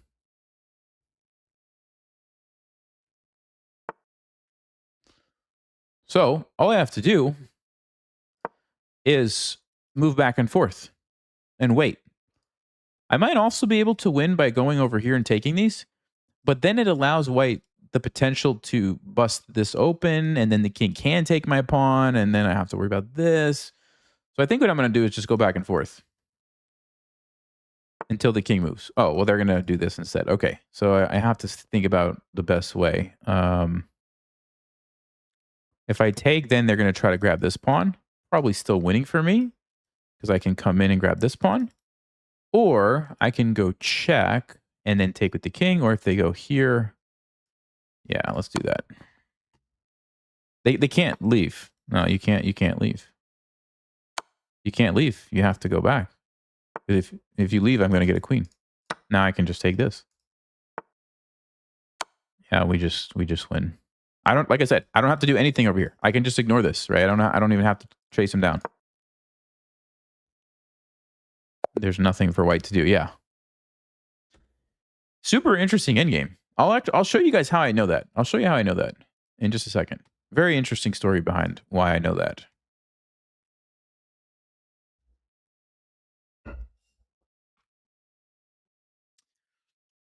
Okay. So pretty good game.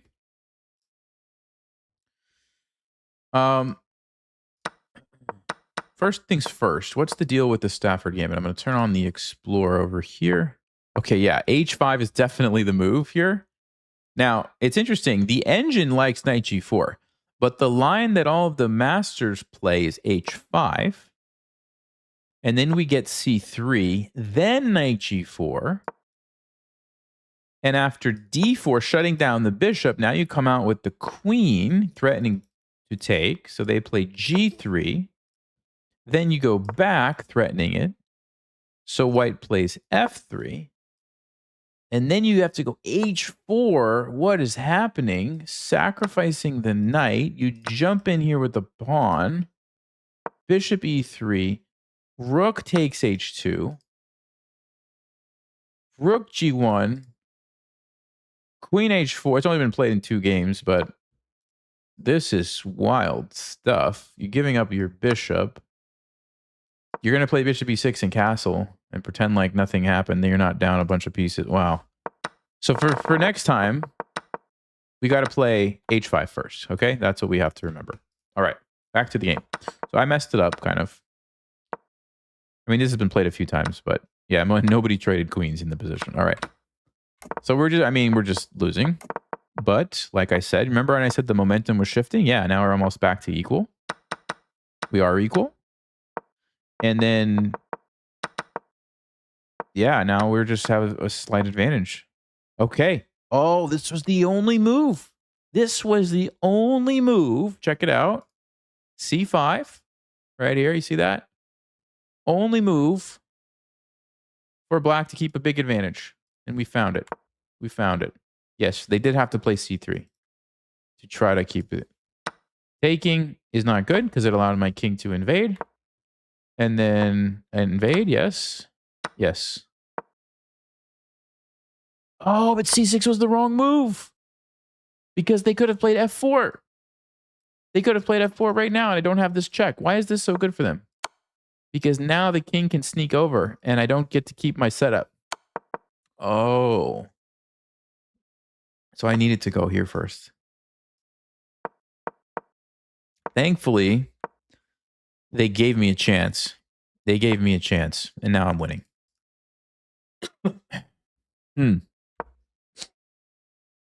So, oh, and by the way, H4 check is the only winning move. If I would have taken this, this is a draw. Doesn't look like it should be. Oh, this is a loss. What? Oh, because I can't take the pawn. Oh, my. And then their king is going to come and I actually do lose the game. Ooh, yeah. So it's details matter. Okay. So I did play the right move and now we are winning, but that was very interesting. Okay. So we got to talk about this, guys. We have to talk about this. Hold on. So let me pull up an analysis board here for a second. So what I was saying is, you know, at the end of the game, pass pawns are very important, okay? So let's just make up a position here for a second. So if black has the pawns, well, first of all, if it's like this, it's super easy, right? They push the pawns like to here, and then you have to give them a pass pawn. You can't stop it, okay? When they are doubled, though, it's different. Now, they could create a pass pawn depending on what you do, right? Like if you allow them to go here and then trade off one of their doubled pawns. Sorry. Okay, now they're going to be able to create a pass pawn, right? But like I was saying, if you set up your pawns like this, let's just imagine black is able to push and get this position. You just don't take. You just leave it. And eventually they're going to have to do something. If they take you, you take them. Look at this. Pawns are stuck. This is what I was saying in the game, right? And if they try to push, well, now everything is stuck. Nothing's going to happen, right? And there's nothing they can do as long as you don't make a mistake and take them. As soon as you take, it's a different story. Then they can create a pass pawn over here now. Okay. Now, why do I know that? Why do I know that? It's actually not from studying endgames, believe it or not. I will show you. So there, oh, that's not what I wanted to do. Okay. There's an opening. What's the opening? Now I forgot the opening. What's the opening, guys? What's the opening? Scotch game. It's a Scotch game opening. Check it out. So in this Scotch game, there's this line. Whoa, pawns don't move that way. There's this line where they play knight. Yeah, they play knight f6. Okay. Let me load this position. And we take. And everybody takes with the B pawn. And the reason, okay, is if they take with the D pawn, we're able to trade queens. And check this out. 4 against 3. They have the doubled pawn. We have 4 against 3. No doubled pawns. So as the game goes on, and let's just say hypothetically, pieces get traded, and pieces get traded, right? And black does something, and we go here, and we're going to fight for this file, and pieces get traded. What do you guys notice is happening, right? Pieces get traded. Now, of course, you don't have to trade all the pieces like this, but, and let's just say, we move here, they move here. I'm trying to actually orchestrate a trade somehow, something like this. Okay. Who do you think is going to win this endgame based on what I just showed you about the 4 against 3? White's going to win because white is going to be able to push these pawns and at some point create a pass pawn that the king is going to be stuck guarding, and black is never going to be able to do that because of what I showed you. Well, all we're going to do is at some point when black starts pushing, we're going to set up our pawns like this, and we're going to say, okay, fine, now I'm going to come over here, let black do whatever they want, and I'm going to start pushing my pawns, right? I don't know what black's going to do, and eventually I'll make the pass pawn and I'll win.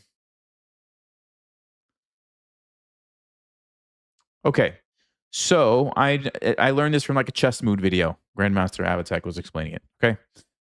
So that's interesting that we actually saw that exact same concept in a real game, right?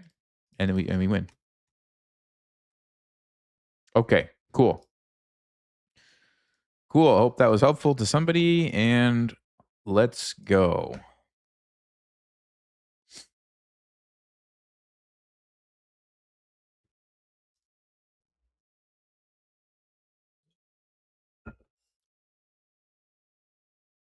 Can I play the bishop's opening? I do like the bishop's opening. I've been wanting to play. First, we have to see if we see e5. It's pretty rare at this rating range. I've been wanting to play the Vienna game. Yeah, let me play the Vienna game because I really would like to play this particular gambit where I get to move my king, and I haven't had too many opportunities.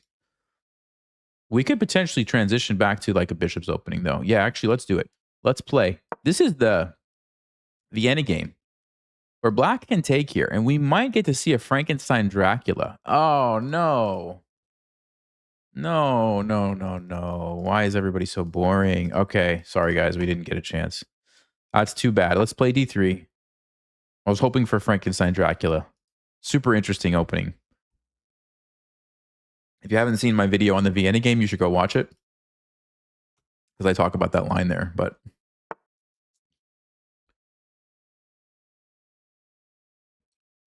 yeah, I mean, this is something you can do. It's yeah, it's a move. It's fine. How do I want to play? Let's bring my knight here. They're just gonna hunt my bishop down, which is fine. Can't really stop it if that's what they want to do, so we'll give it to them.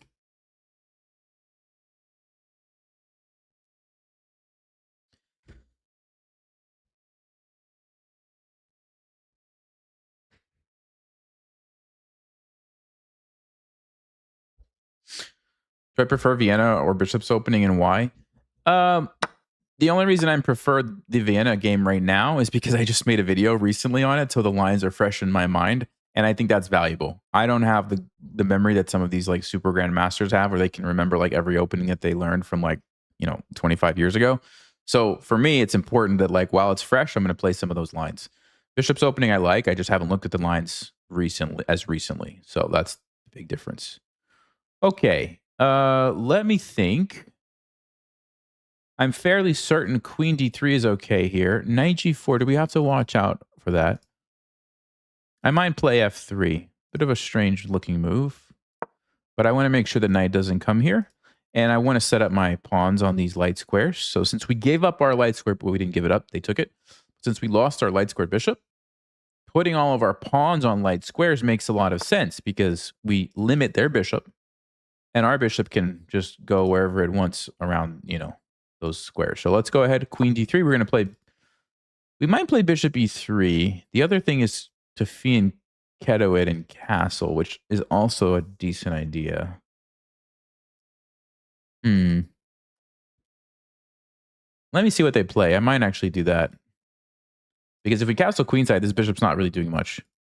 And our bishop could be a very nice attacking piece. If they castle kingside, I think I'm definitely going to do that. If they don't, I may play bishop e3.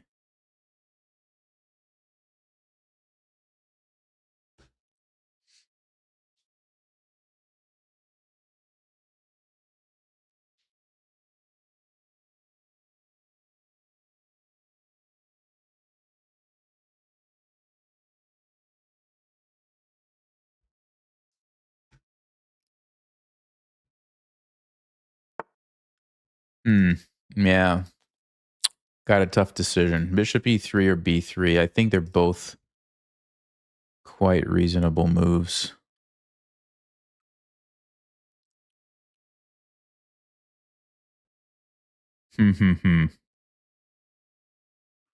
Okay, I think this will lead to more interesting positions, so let's play this one. This way we can probably attack a little bit more, keeping some more pieces on the board. But bishop e3 is probably maybe a better move objectively. I don't know. This is a little bit slower. We waste some time, right? Rather than just immediately developing, trading, castling quickly, just get all the pieces out. We have to take 2 moves, which is a little bit slow. But I think we can get away with it because the center is closed. Black's not really threatening anything. Those are the things you have to consider. And probably going to castle this way. We could delay castling also, because they might try to attack us here, but I don't think it's a big deal. Let's castle.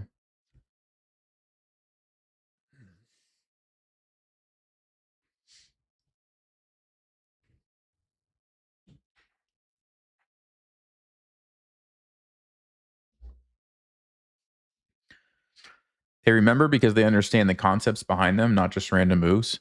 Yeah, that's a good point. It is easier to remember when you understand the concepts, but there's actually like a lot of GMs just have really great memories. The reason I know that is because I've heard like Hikaru, for example, will talk about like, yeah, I played this game from like 2007 and I played this tournament against this person. He played this line on me. I can't remember a single game from that long ago in my life that I played, like not a single one. So like I know that there's just a difference in the capability of like how much they can remember. Regardless of, yes, you're right about like, yeah, you want to understand the concepts, but there's just a difference in the capacity. Okay, they're starting the attack on my king. I don't think we want to take. The reason is as soon as we take, we've opened up the rook. That's very dangerous. I think we just leave it. They take me, I take them. And who cares? Then the rook stays out of the game.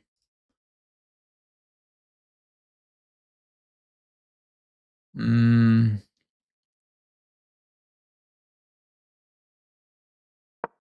going to play knight d5, just try to do something here while I see where their king is going to go. I mean, I would assume they may castle, and then we launch an attack.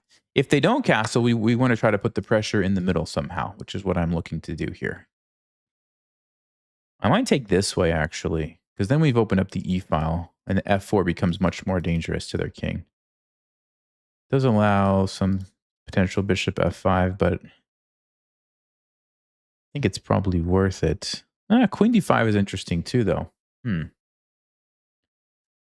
d5, bishop e6. Is that a move? Check. We go back. Yeah, bishop e6 is annoying because then we have to take with the pawn, which is not exactly what I want to do. Maybe I should just take with this pawn. Then I don't even let them take anything. What am I even doing? Yeah, let's do that. Now that I look at it, that's even better. Because remember, if they're attacking you, they want to open up files for the big pieces. So if you stop them from opening files, you slow down the attack, right?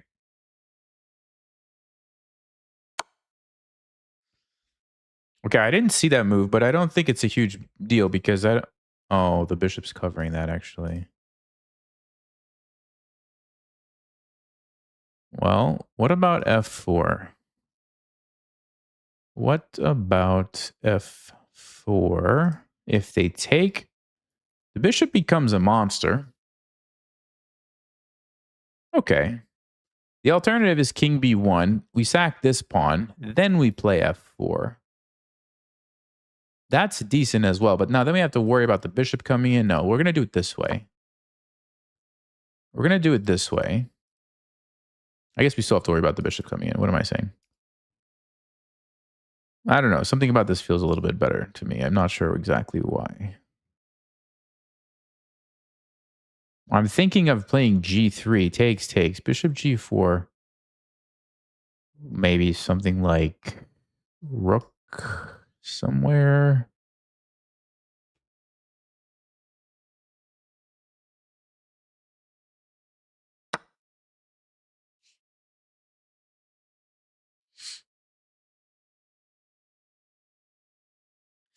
Oh, g3 is actually not a good move, is it? I just realized that. Check. I'm losing all my pawns. Ah.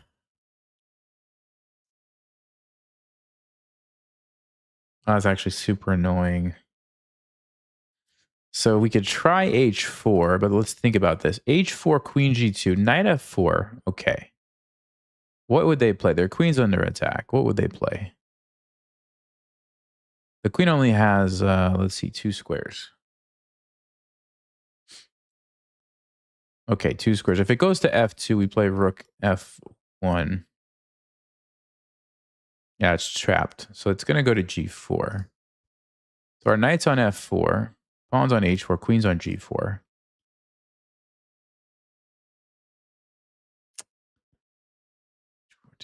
Yeah, then what? I still could play rook f1, but I'm down 2 pawns.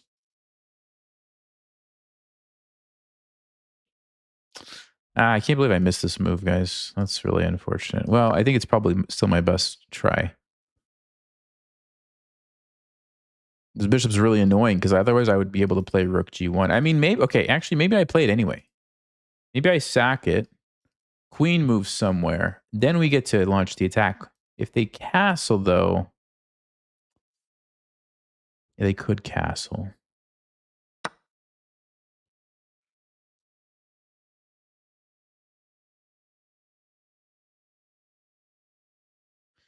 All right, let's do it. We'll play rook f1.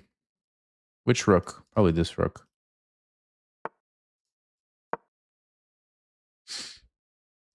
Okay.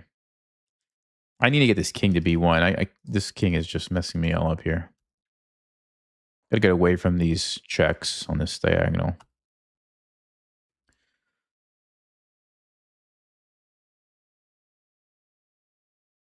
Yeah, I think because the king is not there, the bishop is not as good, which is why I think maybe earlier, if they would have castled, okay, b3 makes sense. If they didn't castle, bishop e3 was probably the move. We'll check with Stockfish, but I'm betting that's what it's going to say. All right, let's try to attack over here. It's a bit awkward, but let's try. They can't take me now because I come in here. The thing is, I'm not really threatening anything right now. That's the issue. We don't have a threat.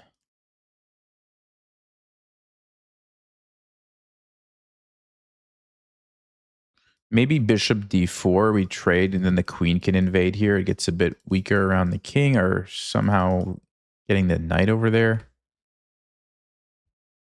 Queen c3, I mean, knight d3, I don't know. I'm struggling here for ideas.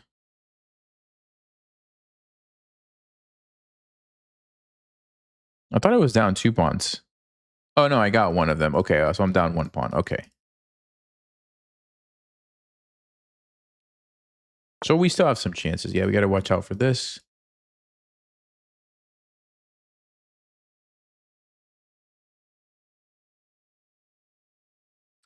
You know what? I will take this pawn. I will take the pawn. They take with the bishop. We have c4. I think they're going to take with the pawn. But then I have the a file. Unfortunately, not sure how I can use that at the moment.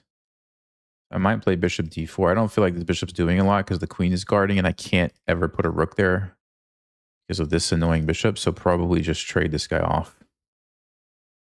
Makes sense. Then we could play rook g1 and invade here. Also, it allows my queen to invade here, and black has to be very careful. So yeah, takes bishop d4. Let's go.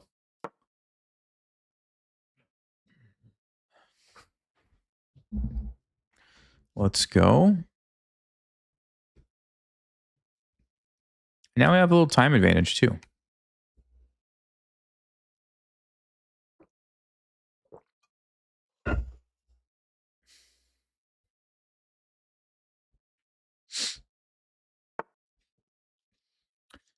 G5. What a move. Okay.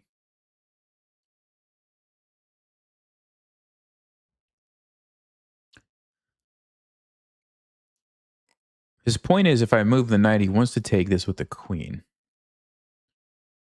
Don't think we can stop that. So what do we get in return?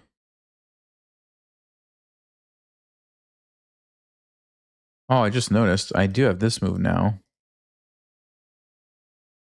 It's not really good enough though.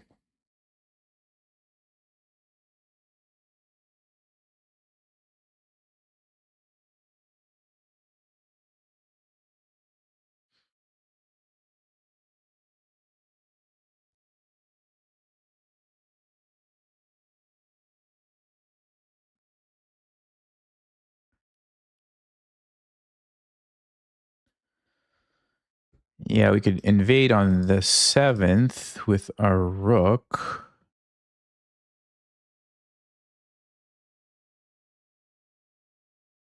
I don't know what's going on, guys. I think I want to take that and play knight h5 and then let him take. We play knight there, or maybe we just rook there and hope for the best. Do we want to trade this and force the pawn? I think so. Okay. Let's take here first. Then we'll take here. Then we'll play knight h5. And either rook f7 or knight f6. I'm not sure which one after the queen trade. Rook f7 looks pretty good. Knight f6. Bishop e8. Do I have to worry about that? No, because my knight's defended. Or even knight f6 maybe takes. No, we don't want knight f6. So I think we'll go rook g7.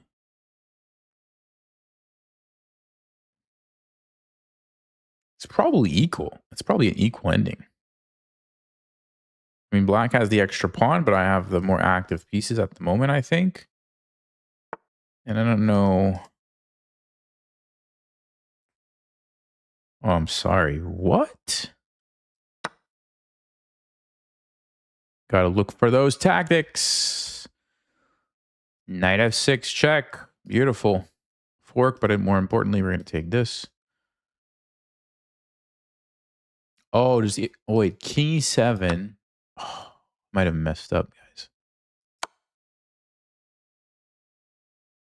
I thought that he's actually going to go here and take my knight.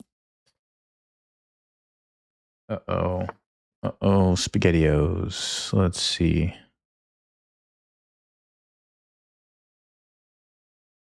Ah, I'm committed now. I have to take this. Yeah, I probably just messed up.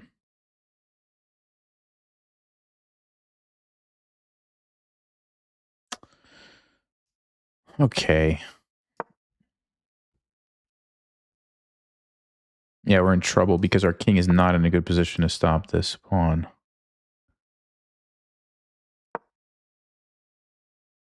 Hmm.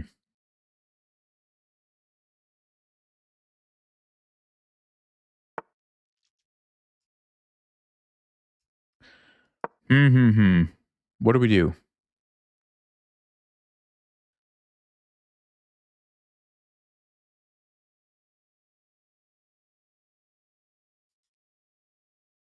He's got rook g7. Okay, he doesn't go for it. That was a weird move. He wants that instead. Okay.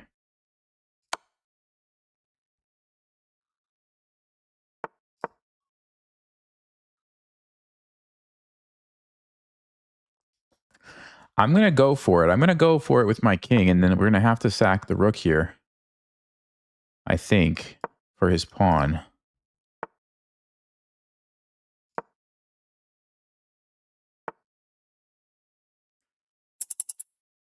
Hmm.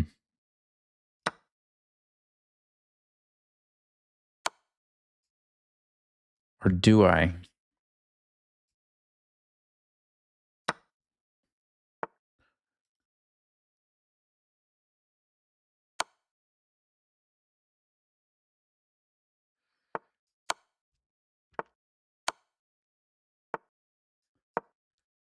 Let's try to be tricky. Let's try to be tricky. Because we could flag him too. We could flag him.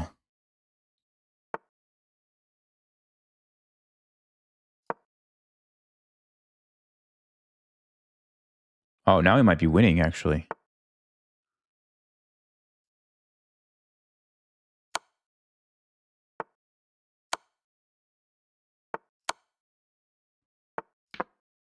He might be winning now.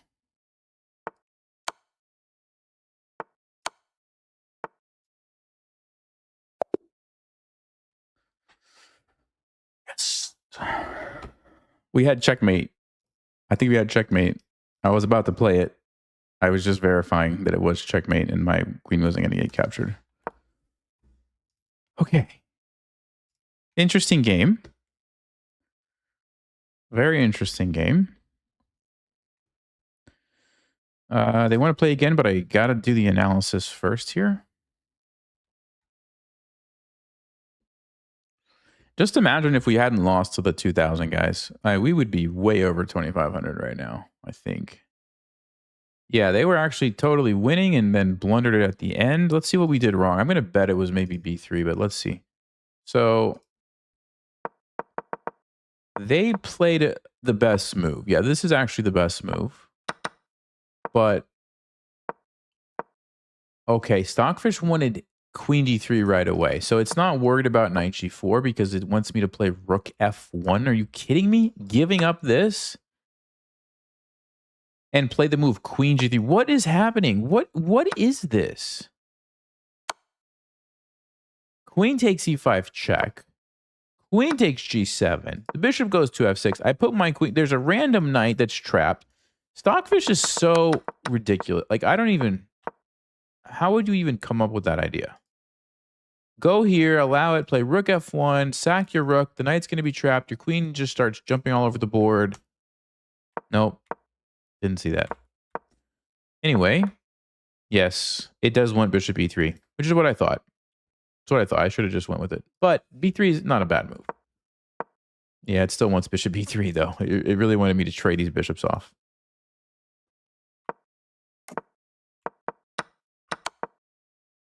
Yeah, I just missed this move.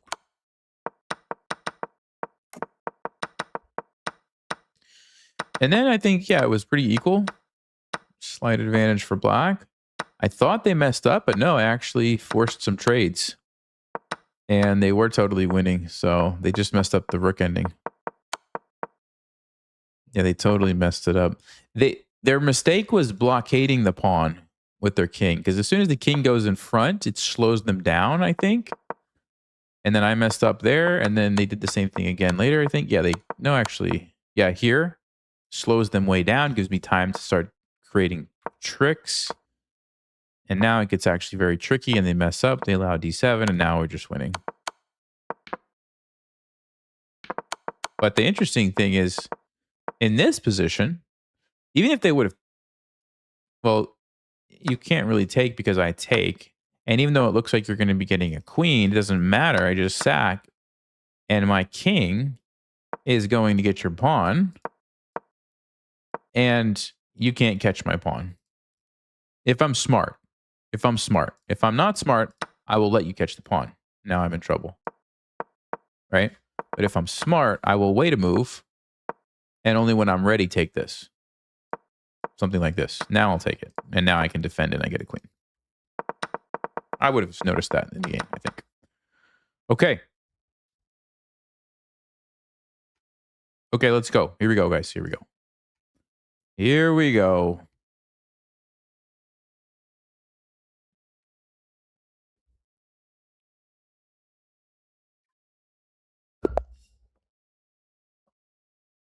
Oh, we get white again. That's nice. We get white again. I'm going to play the Vienna again. No, I'm not. You can't play the Vienna against the French. Nope, you can't do it. So, he takes it. Okay. He's going to play this line. I'm not really familiar with this. But probably shouldn't overthink it. Yeah, let's not overthink it, guys. Let's just develop. Just develop the pieces. I'm pretty sure the bishop's coming here. I don't exactly know the point of this line for black. So we'll just try to be careful that you don't walk into any traps here. I mean, I'd like to play knight e5 and potentially just trade that off. Yeah, they're stopping me. Let's go bishop f4. And I'm going to still consider going knight e5. Or maybe I'll wait. Maybe I'll play queen e2 and keep my options open for castling. What's the alternative here? If I want to keep the pieces on the board, I would play knight g3. I mean, I'm happy to play an endgame. If they want to trade everything, fine. So be it. I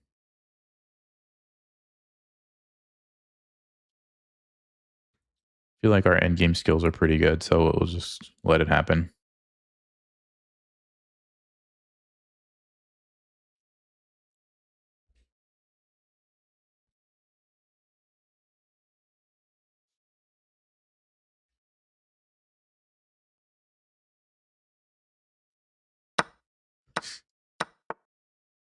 Yep, they do decide to just kind of trade everything. Let's castle queenside, try to keep it interesting, anticipating that black's going to go this way. And a lot of times when you castle queenside, king b1 is just a nice move because you want your a pawn to be protected a lot of the time and you get away from this diagonal. So probably going to be playing king b1. Obviously not right now. My queen's under attack. So I'm just going to drop it back. Trying to avoid getting forked. He goes there anyway. Let's drop it back. Keep control of this diagonal. Okay, that's not a big deal. We just move over. Yeah, I mean, this guy just wants to trade everything, which is fine with me. I'm okay just trading, like I said. I might actually let him take me. I think I like the pawn structure better the way it is right now. Oh, but he's threatening knight takes a2 here. Trade the queens and knight escapes. No, I have to take now. I have to take now.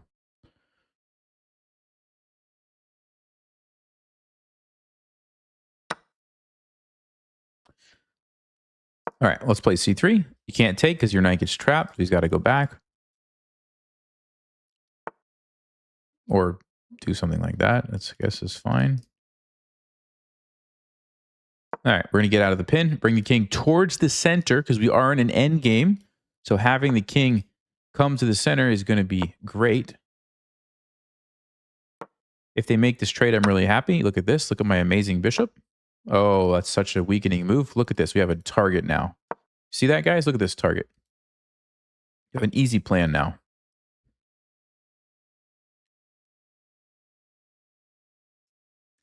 They can do a minority attack, but it's not super dangerous in this position. So let's go like this.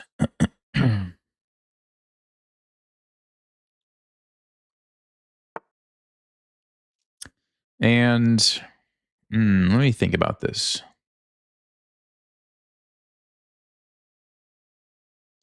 First, I want to get my king off of a dark square. I don't want to walk into any tactics with the bishop. I was thinking about doubling my rooks, but let me get the king on a light square. Yeah, they're just doing this straight away, which is fine.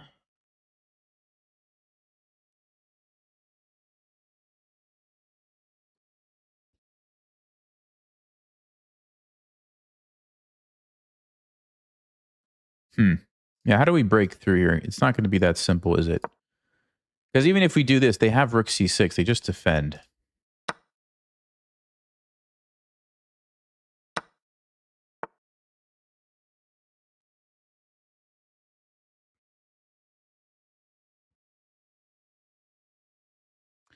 Well, that's an interesting move, actually, because now I can get the b file. They can't because my bishop is blocking it. So I'm going to be actually able to get complete control over this file here.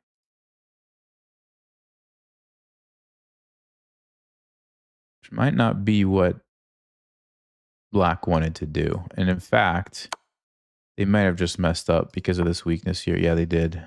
You guys see what I can do, right? Pause the video. What do we play? What do we play?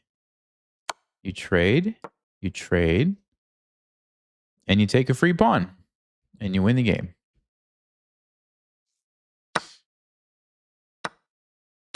Now we should be able to win the game. And there you go. So we beat the French defense. That's a great day. It's always a great day when you beat the French defense.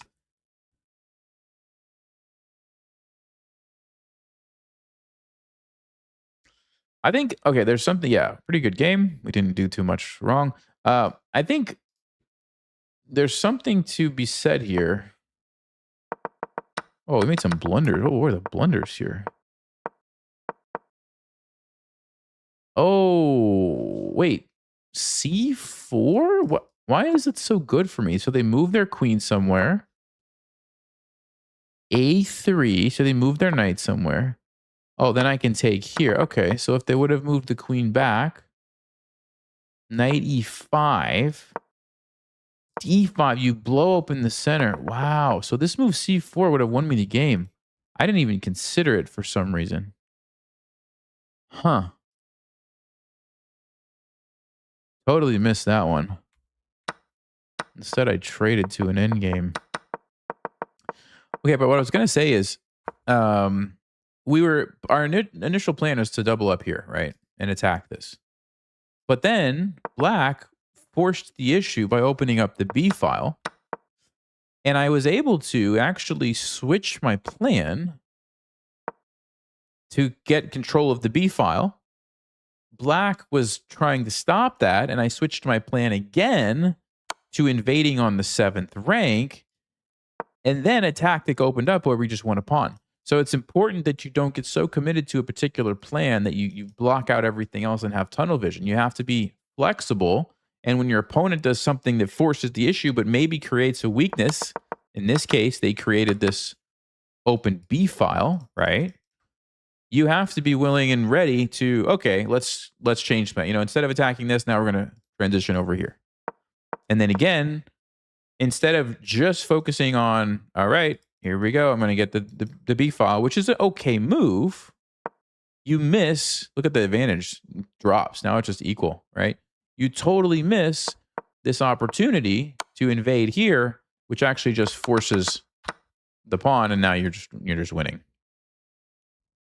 Okay, so good takeaways there. I think some good takeaways. 2490, guys. Let's go. Let's go. All right, we got black against a strong opponent. Let's see what we can do here. Let's see. Against e4, we could try another Stafford game, but that was kind of fun last time, actually. That was pretty fun. Oh, he's going to do this. Are you serious? What do you do against 3 knights? I have no idea what you're supposed to do against this. Let's go bishop c5. Is that actually a mistake? Is this even an opening? Is this some kind of a crazy gambit? It doesn't even have a name. Bishop c5 doesn't have a name in this position. What have I done? Okay. You know what? There must be a way to make this work. What if we take? They take. Queen e7. Getting a little bit fancy. If they take me, we have a check. But they're going to pin me. That's the issue. What if we sack, check? No, that's not going to do it. So d5 maybe? Or knight c6. And it's kind of like a delayed Stafford Gambit. Yeah? That seems pretty reasonable. All right. Delayed Stafford Gambit. I don't even know if this is a thing. Where's Eric Rosen when you need him? All right. If he takes, it's basically like a Stafford Gambit, except white would have played the move knight c3, which... Is that even a good move against a Stafford Gambit? I don't know. Probably not. It's probably not the right move, to be quite honest with you guys. So queen d... Okay, hold on a second. Queen d4. We threaten checkmate. You've got to defend it. You've got to defend it. Then what do we do? Bishop g4 takes, check. The king has a square to move to. It's not going to cut it for us. I still feel like queen d4 is... got to be the move. I mean, you got to threaten checkmate to win the game, right? You can't win chess if you don't get checkmate. So you got to go for it sometimes. Queen f3. Okay.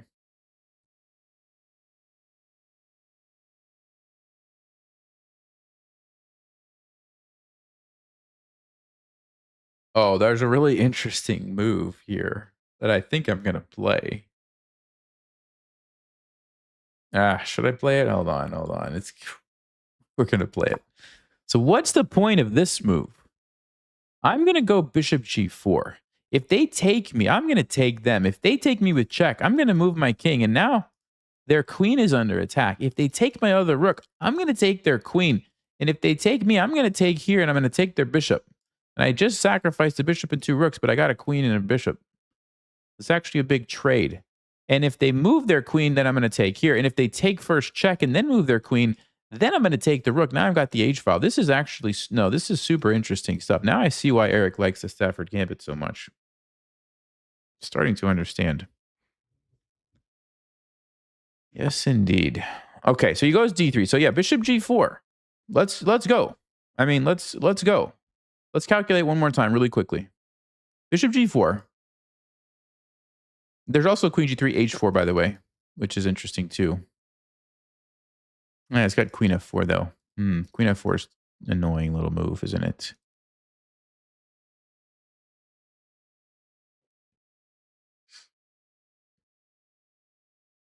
Yeah, but who can resist? Who can resist a bishop and 2 rooks? I mean, come on. He's going to take it, isn't he? Isn't he going to take it? How can you not take that? How can you not take it?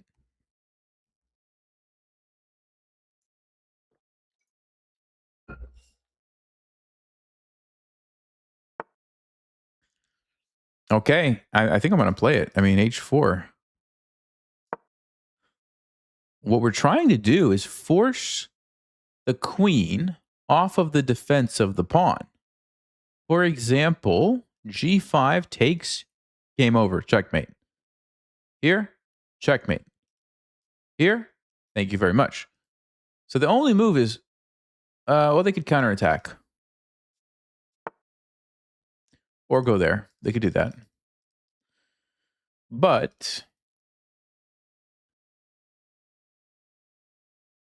well, I have options. I can move here, or potentially take, or just castle.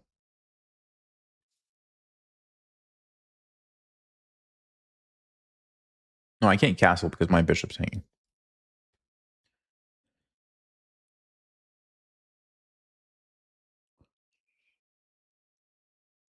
It's got to be queen b4 or queen d6. Question is, which one? Let's go here. Trying to keep as many things, under attack as possible. Okay. I would like to castle queenside. I don't know if I'm willing to give up my bishop to do it. I might be, because then we get another attack here. And the bishop can't really leave to block that without giving up this. This is really interesting stuff. We're going to have to investigate this. Maybe this could be an opening we can get our name tied to if we start playing it all the time. What do you guys think? What do you think? Am I willing and able to sacrifice this bishop by castling?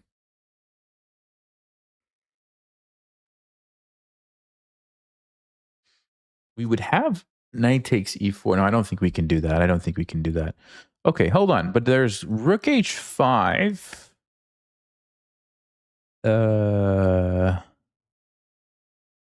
What's happening after rook h5? Do I have some moves? Let's see.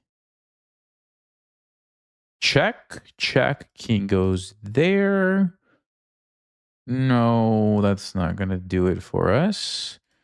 Castles. Let's see. That's not going to do it for us. This is such an annoying move, this queen move. Man, okay.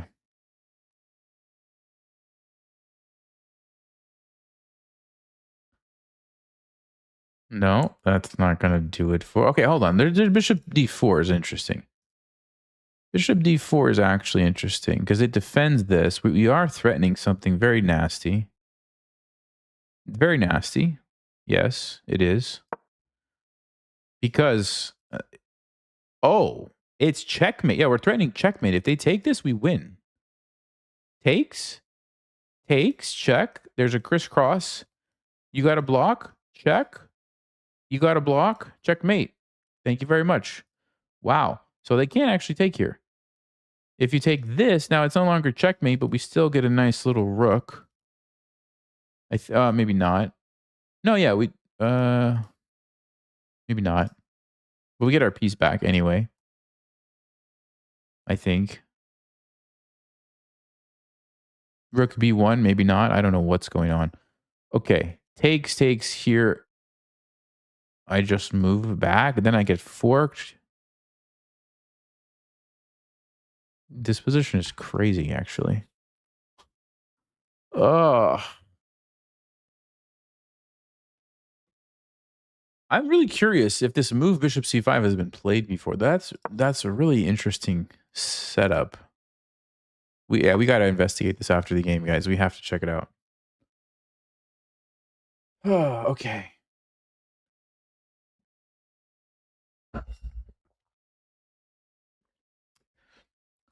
I'm guessing they're going to take the bishop. I mean, if you don't take the bishop, what are you going to play? Bishop d2. They could play bishop d2. And if I take rook b1.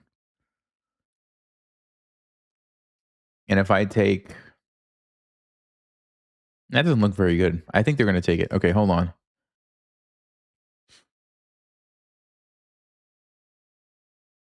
Yeah, I think they're going to take it. I mean, I could also castle, but I think we want to go ahead and take our piece back first. Nope. They do go bishop d2. Okay, folks, here we go. I think this is the only move. I mean, what else am I going to realistically play?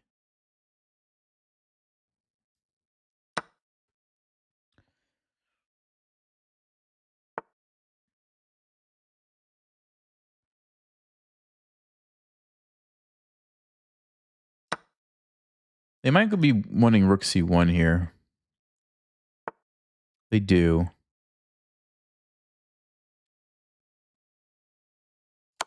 I'm going to sack the queen. I'm getting so many pieces here, guys. I'm getting so many pieces here.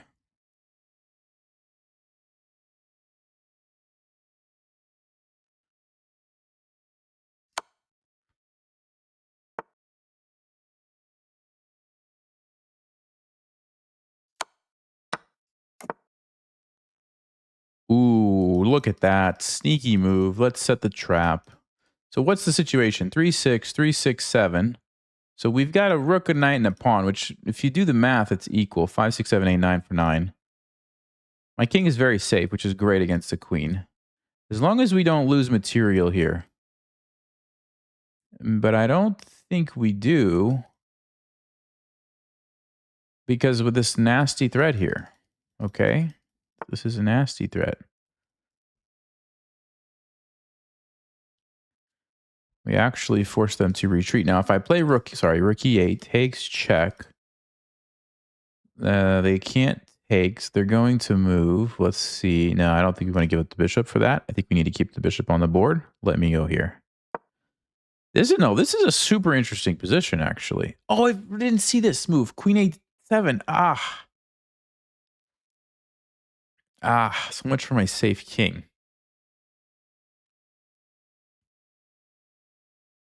But okay, I probably had to go for it anyway because I wasn't about to give up a bishop. So, all right, yeah, we got to go for it. All right. It's okay. It's okay. We get a nice attack. It's okay.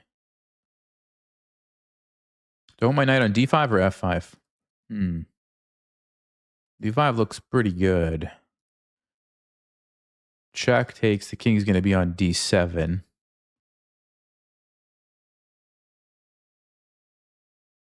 There's no forks where I lose my knight. That's important. Yeah, what I don't like is my king is not quite as safe. But white's king is not safe either. No, white's king is not safe either. So this is really interesting, actually. What is about to happen here? Rook b8, queen moves. Wait a second. Oh, no, it goes... Wait.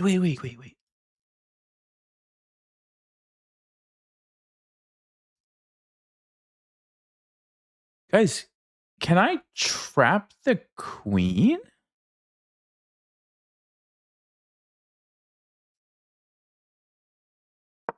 Can I actually trap the queen?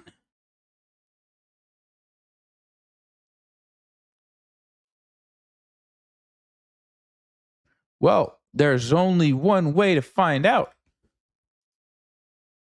I think we trapped it. I think we're going to put both of our rooks here. The king controls this.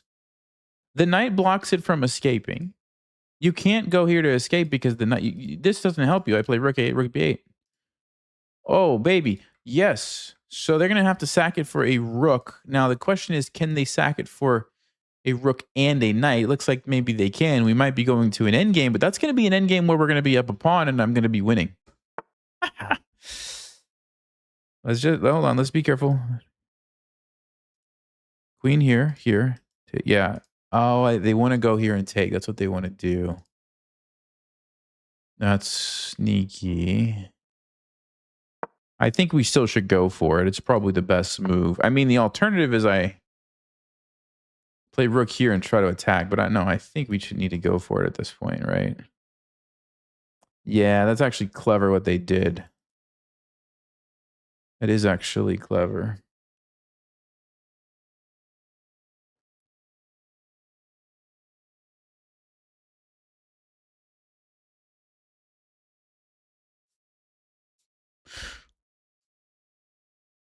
Because then they keep the pawn. Yeah, they keep the pawn. Alternatively, I ignore that. And I go for the attack. Oh, man. Which might even be better, to be completely honest with you. I know what you guys are thinking. You're thinking, Nelson, take the queen. No. I say no. It's not good enough. We need more. We need more. I'm going for the king. I don't think it's the right decision. I'm going for the king here, guys. I might play rook b2 and then rook e8, or I might play rook e8 straight away. Yeah, see, all they care about is getting their queen out. But I actually have bigger fish to fry. Oh, they have queen e5. We got to do it this way first. I have bigger fish to fry tonight. If they try to run, what's going to happen? We are going to invade. We're going to invade. We're going to checkmate that king.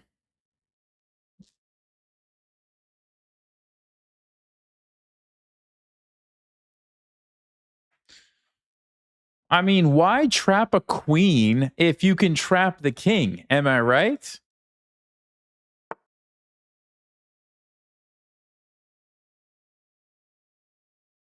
What? Where are they going? Where are they going? Check. Then they're going to try to run, I suppose.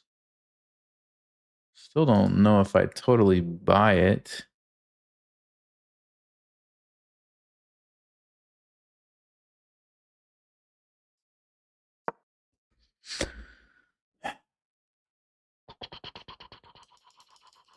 Or if I should have played here first. I don't know. I might lose this game on time, but I'm going to definitely try to checkmate this king. I want to put my bishop on d5. I want to jump my knight in, or... I mean, even just... Yeah, bishop d5, rook e1, pinning these pieces looks really good too.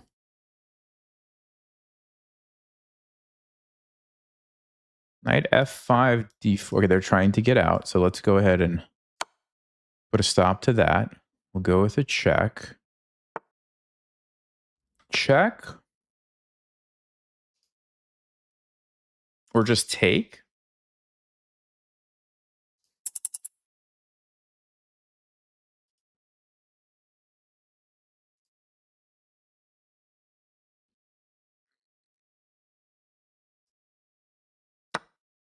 Let's take it because that pawn is like the only thing that stops me from checkmating them, I think. So let's get rid of it. Now rook e4 is going to lead to a mate. I'm sure of it. I'm sure of it, guys. Oh, they stopped rook e4. Okay, but they didn't stop this. Oh, yes. Yes. Let's go. Let's go. Don't trap a queen when you can trap the king and get checkmate. Yes. Okay, that was a very satisfying game. Oh man. That was a good one. That was a really good one. Okay, we gotta check that opening. We gotta check that queen sacrifice. All right. So it wasn't perfect. It wasn't perfect, but it was pretty good. All right, let's see. So first things first. If I go to the Masters database, Bishop c5 has been played in 1% of games. So it's extremely rare. It is an extremely rare move. Knight c6, obviously very common. Bishop b4. d6, 5%. Bishop c5, 1%. So it's not complete novelty, but it's pretty rare. This is the best move. Wow. And knight c6 here has a 64% win rate at the master level. That's crazy. That's crazy.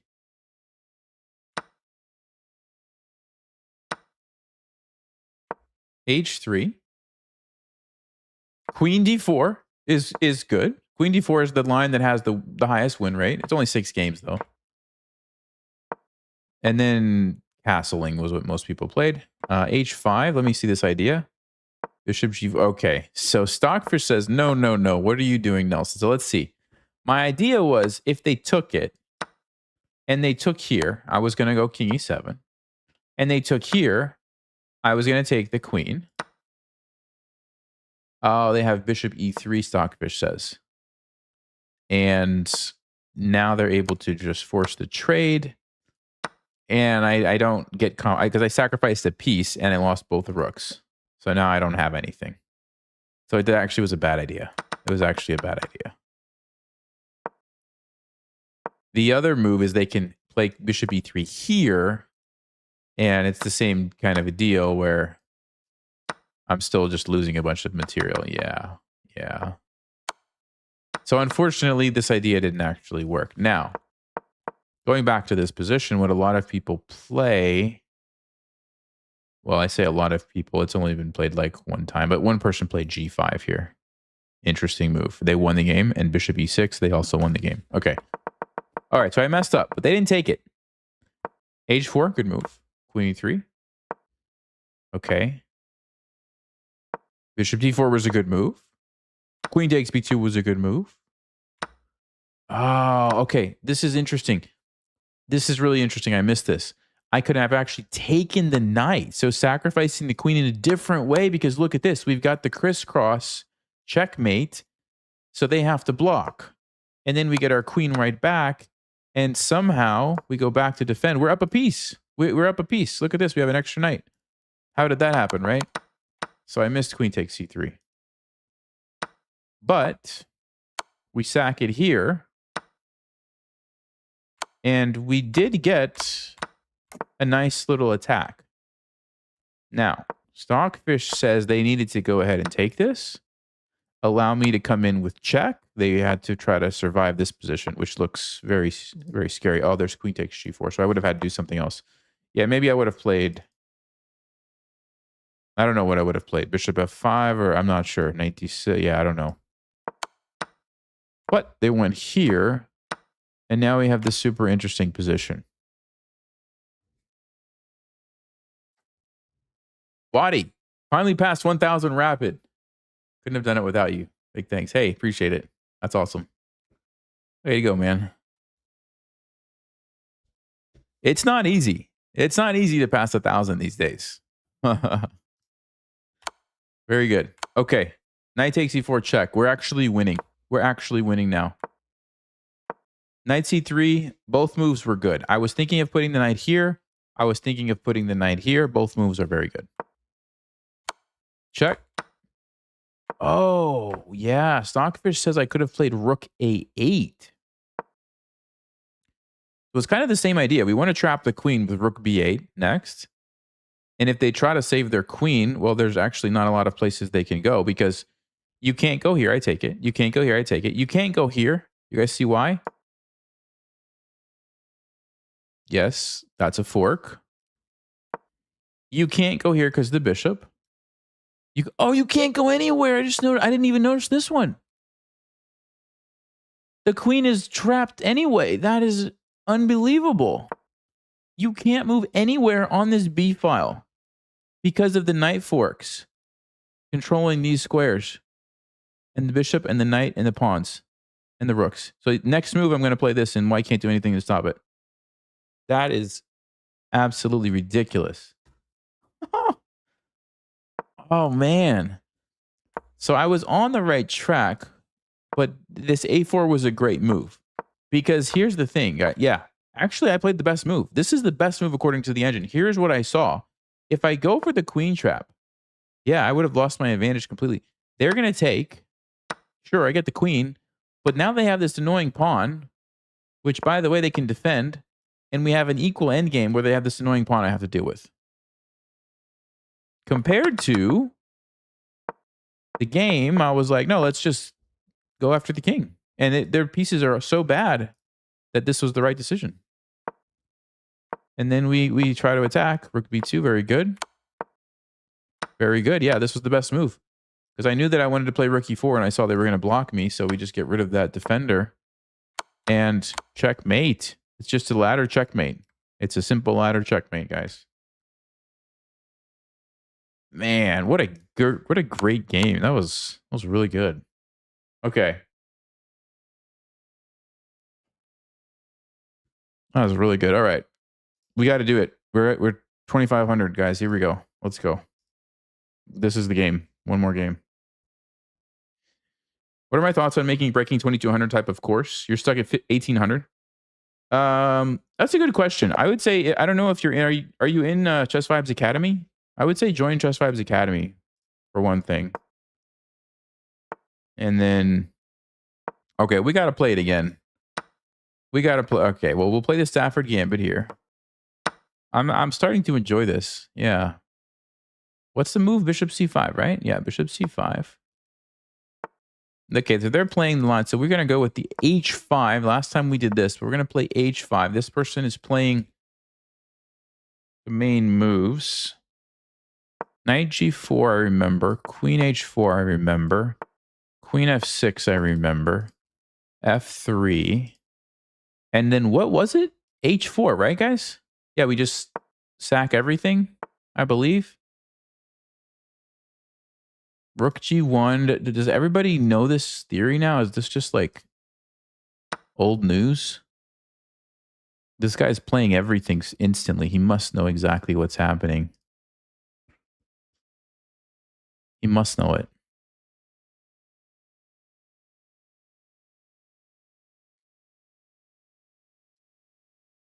I feel like I was saying something. Oh, I was talking about Chess Vibes Academy. Yeah, there's some stuff there that is going to be more advanced. Not everything, but some of it will be. So that's one thing I would say.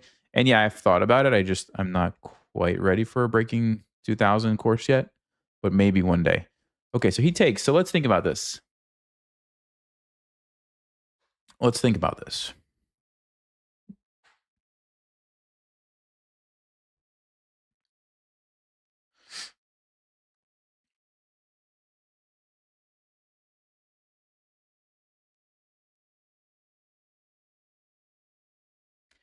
The problem for me is both of my pieces are under attack, right?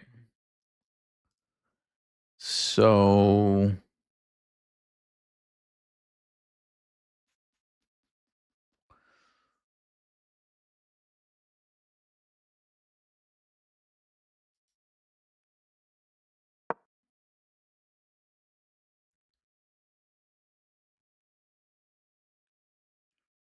I like this way. There's a fork, but then we get to sack for 2 pawns and keep the attack going.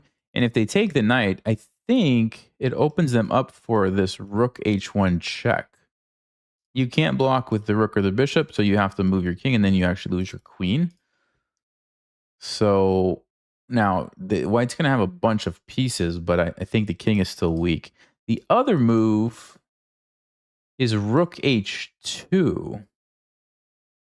Threatening, yeah. So now we have a decision. Rook h2 threatens this, but there's bishop e3.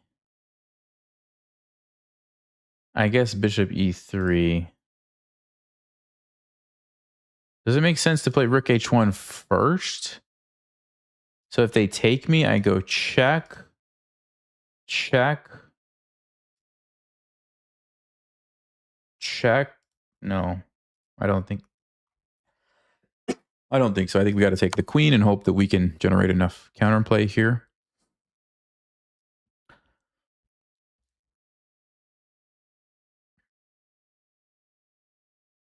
Actually, okay, hold on. There's other ways to do this too. If we pin it, no. Bishop f4, probably. No, we're not going to do that. Yeah, we're going to go here. Oh, I guess they don't have to take it. They could play king d2. But then, let's see. Okay, that's what they go for. So 3, 4, 5, 6. 3. So we're down a piece. We're just down one piece at the moment. We can play rook h2, sack this, take here. No, it's not going to cut it. Check. King moves over. Check. There's bishop d3, but then the rook comes down with a check. Does anyone know what's happening? I sure don't. We can also go bishop f2 and then try to sneak in with some checks. Ay, ay, ay. Ay, ay, ay, ay, ay. Okay. I think I like this one better, but I don't. They could also play queen d3. Maybe we should poke that. No, but then we can't go with the rook. Check, check. Man, I'm like having a tough time here, guys. Rook h2 immediately. They take. We go check. They go block. We don't want that. No. I guess we got to do this one. So we'll go check. Oh, there's king d3. I also didn't consider this move. Are they really going to put their king on d3, though? They might, actually. They might. You can do that. Okay, but I mean, then we're going to go queen d6 and try to just keep attacking, right?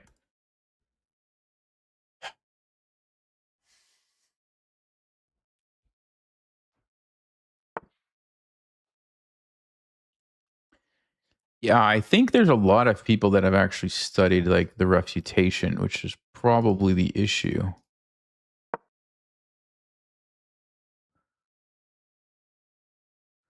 Although I've hardly studied it at all. And if I'm able to have these kind of competitive games, at least it feels sort of competitive, then surely if I actually spent some time learning some stuff, I could come up with some like interesting lines. Maybe. I don't know. I don't know. Maybe it is just a thing of like if they just memorize enough moves, you're just going to lose. But I think Eric beat some GM, right?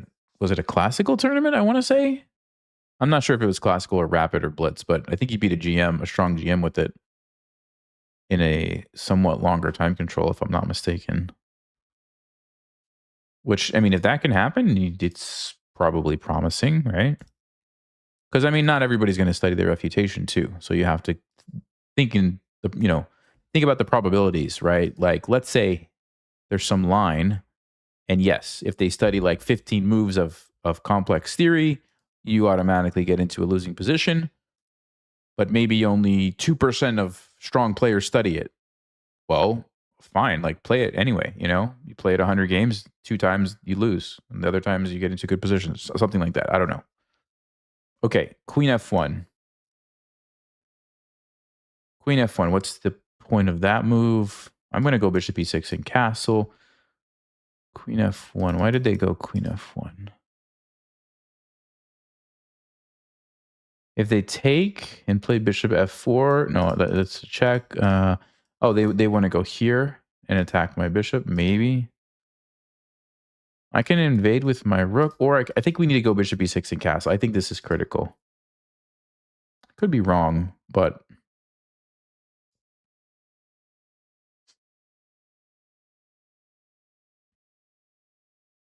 yeah, I think we should do this. Because once we castle,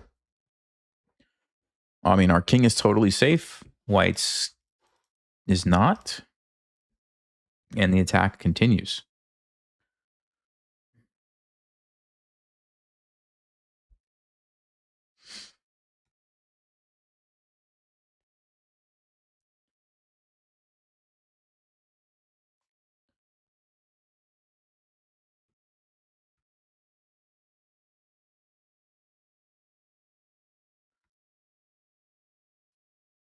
You think White's watching the stream? I mean, that's possible.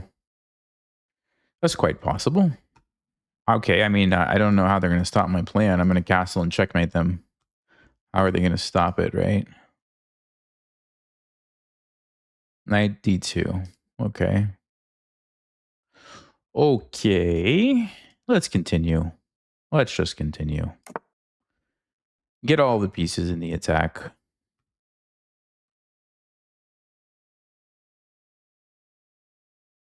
Meanwhile, White's not playing with these guys.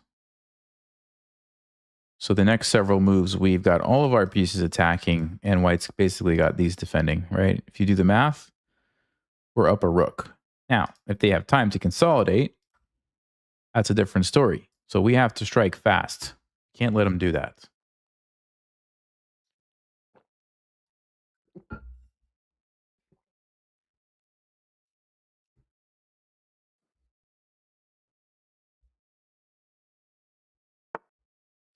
Okay, knight c4. Knight c4. If we trade, we lure the king out to here, which is very tempting, by the way. Very tempting. Um, if we don't trade, we have to find a spot for the queen, which we could do. Huh. That is super interesting, isn't it?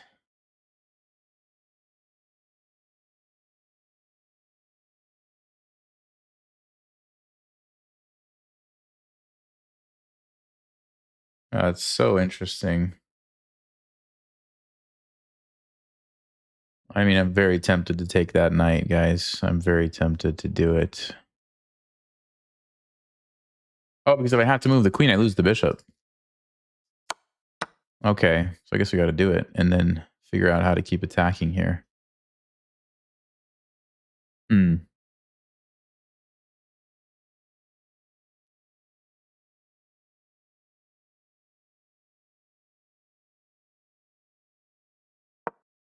I don't know if this is the right idea. I'm just trying to like activate this rook that's not really doing too much anymore. Meanwhile, White's king is just on c4. I mean, okay. Okay.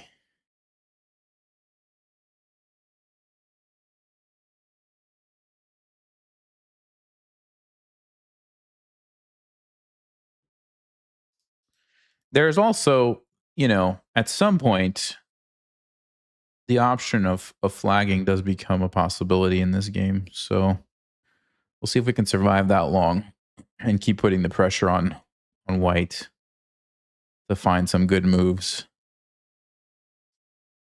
It is a bit tough without that light squared bishop. The bishop was kind of valuable, but didn't really see a way around not trading the bishop for the knight.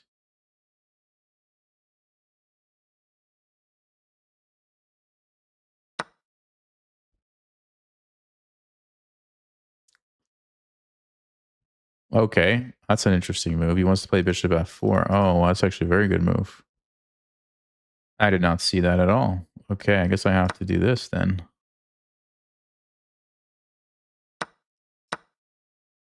Hmm. Yeah, feels like we're trading a bit too many pieces, but White's king is still on c4. Let's not forget about that. The king is still on c4.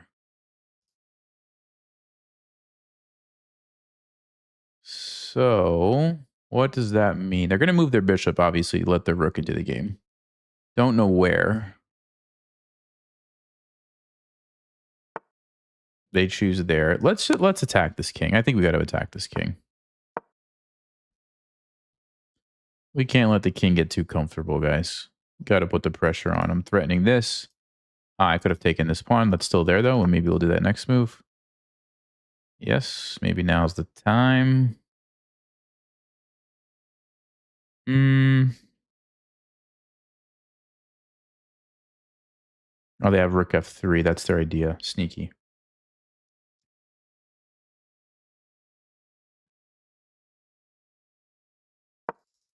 Yeah, that was actually a sneaky move.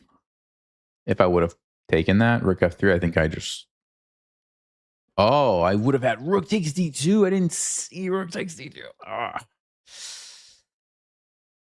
Oh, rook takes d2 would have been a killer. If they take me, I take them. They take me. Okay, I probably missed that. I probably missed that. Well, we got to figure out a way to keep the pressure on, guys. We have to figure out a way to keep the pressure on. Let's try to sneak in on the second rank here.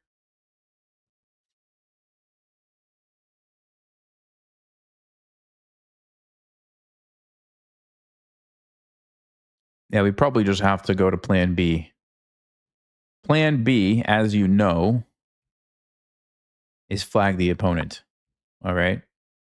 So sometimes plan B is what you need to do.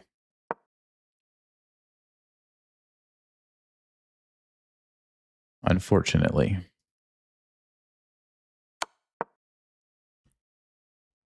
Okay. King looks relatively safe. White does have an extra bishop, but it's just a bishop. It's just a bishop. Yeah, it's pretty annoying, actually. So how do we defend that? I guess we got to use the king to help out.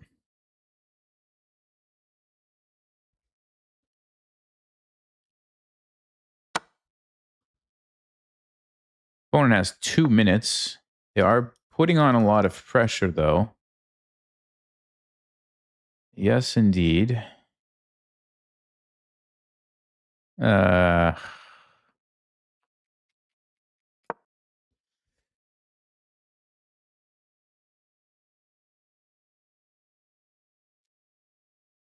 if they play c4, we're going to have a tough decision. Okay, we didn't have to make that decision right yet.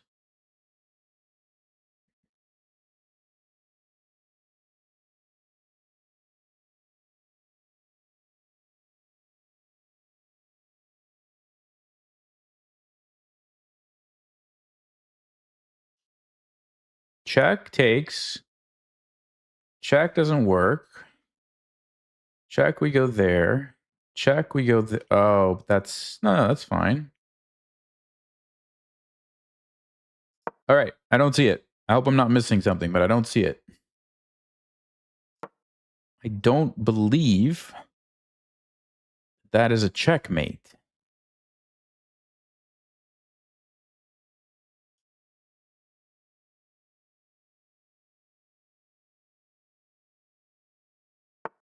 Oh, they had b4. It was a checkmate. I messed up and they didn't see it. Oh, man. I totally messed up, guys. They didn't see it. Oh, boy. Okay. That was really bad. That was so bad.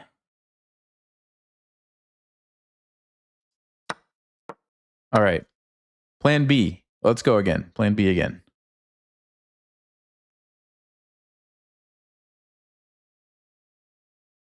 Plan B.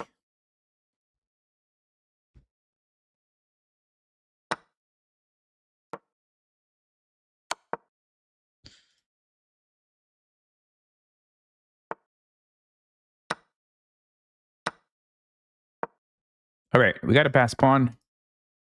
We got to push it. In fact, we have 2 pass pawns. We got to push them.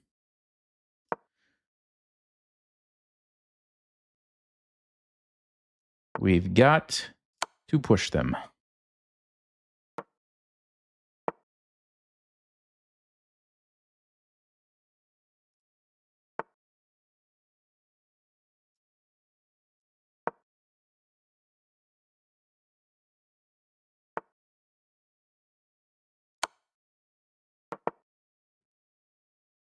Got to get this king somewhere better, too.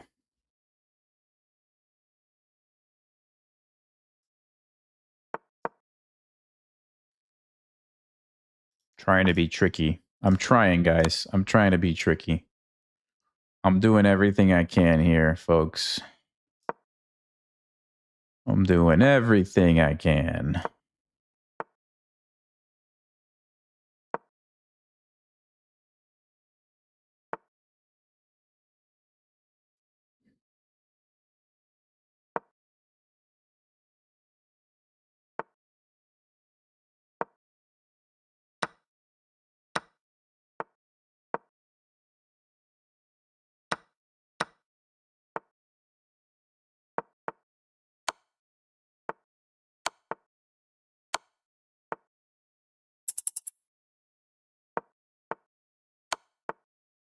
Hmm. Hmm. Hmm. Hmm. Hmm. Hmm. How do we win? How do we win?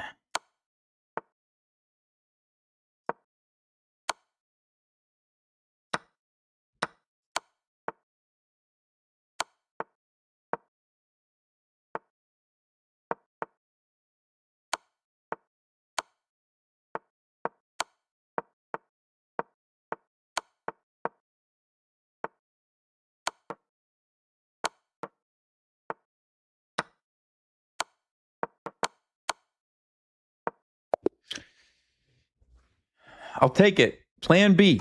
Plan B for 2,500. Let's go. All right. Now we got to check the opening there and see what was going on.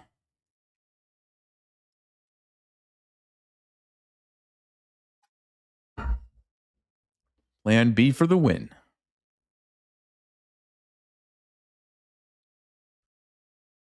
Wow. 82 to 83.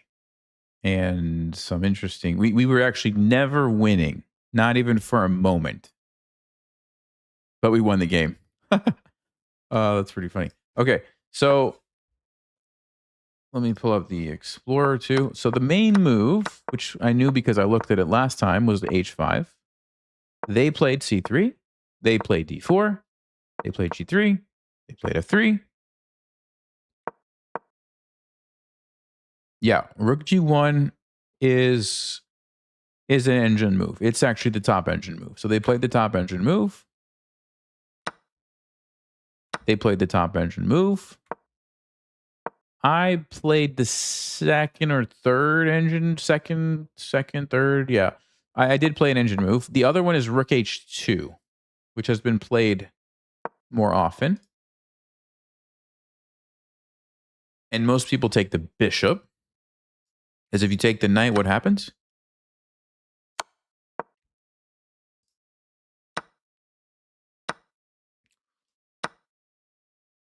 Wow, this is actually just winning for black. This is nasty. And you win. Okay. So because of all that, people take the bishop. But then you go bishop e6. They still can't take it because of queen f2. And then they play queen d4, trying to force the issue. But now you can sack here. No, that's not what Stockfish wants. Actually, bishop c4. What is this move? Bishop c4? Are you kidding me? Okay, this one makes sense. If they take your queen, you're going to checkmate them. That one I can see. There's a cool checkmate. And there's a cool checkmate. What I'm confused by is what happens if they just take it with a queen. You play knight e5 and you have a draw? I'm sorry. What? You have a draw? You sack the rook. Your queen comes in.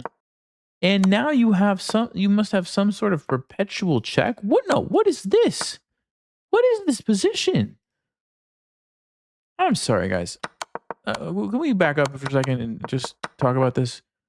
The move is bishop c4. If they take your queen, we looked at it. What if they take with the bishop, by the way? Did we look at this move?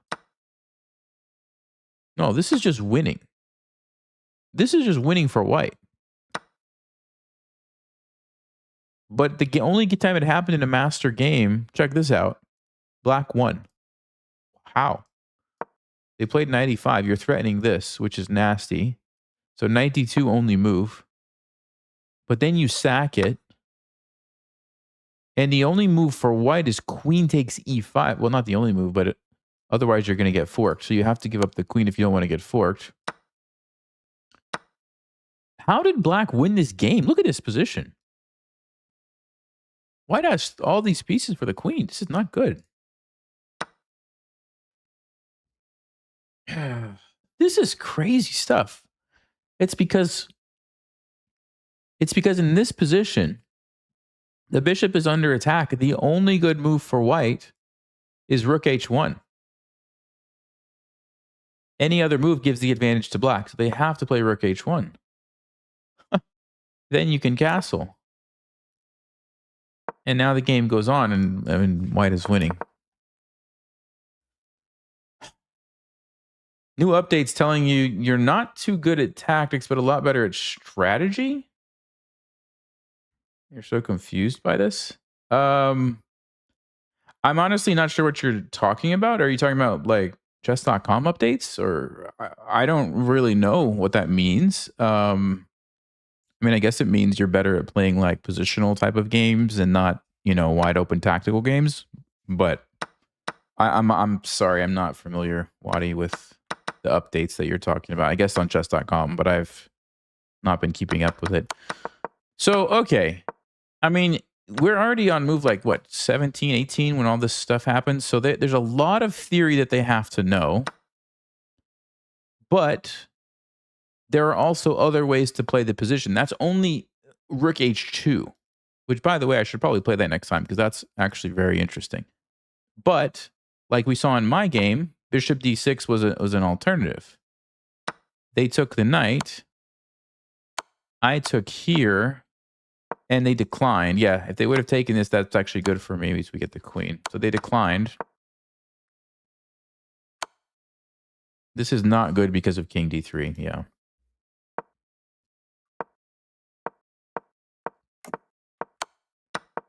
Well, it's still very tricky, and obviously lots of moments where everybody can mess up.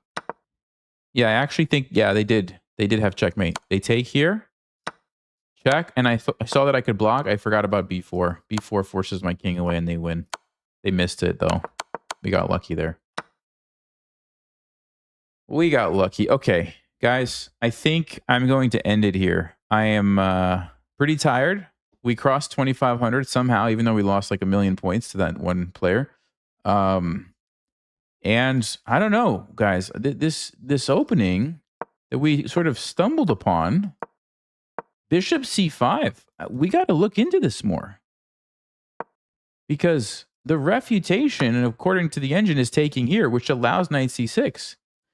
And if they don't want to play the Stafford Gambit types of positions and they go, let's just say back, yeah, we still have some interesting moves here. D5, Queen E7, Knight D4. Lots of things to explore. So most people are probably going to go forward. But yeah, this is just like, let's just compare, a Stafford Gambit where white plays the move Knight C3, which, okay, by the way, it's been played by masters. But black does very well in these types of positions. Most people play Bishop E2. Yeah, and then Queen D4 is a nice move for black. You just put a lot of pressure here. And if they castle, H5 or knight takes E4, and black gets to have all the fun. Black gets to have all the fun.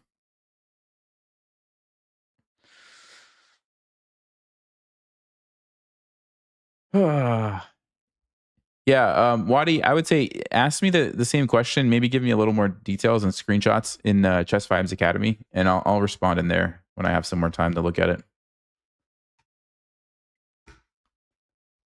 Okay, guys, I hope you enjoyed these games. I think we did pretty well. We did pretty well tonight, actually, considering how tired I am too. Look at this. We had finished it on a 5-game winning streak. 1, 2, 3, 4, 5. We had the one loss that really hurt when we were totally winning. And then yeah, 2 and 1. Okay. So I mean, pretty good stream. All right. I will see you guys next time. Like I said before, the tournament recaps are coming very soon, and you're definitely going to want to watch the round 2 recap because I don't want to spoil it. So you're just going to want to see it. Okay. That's it. See you guys later. Have a good rest of the week. And as always,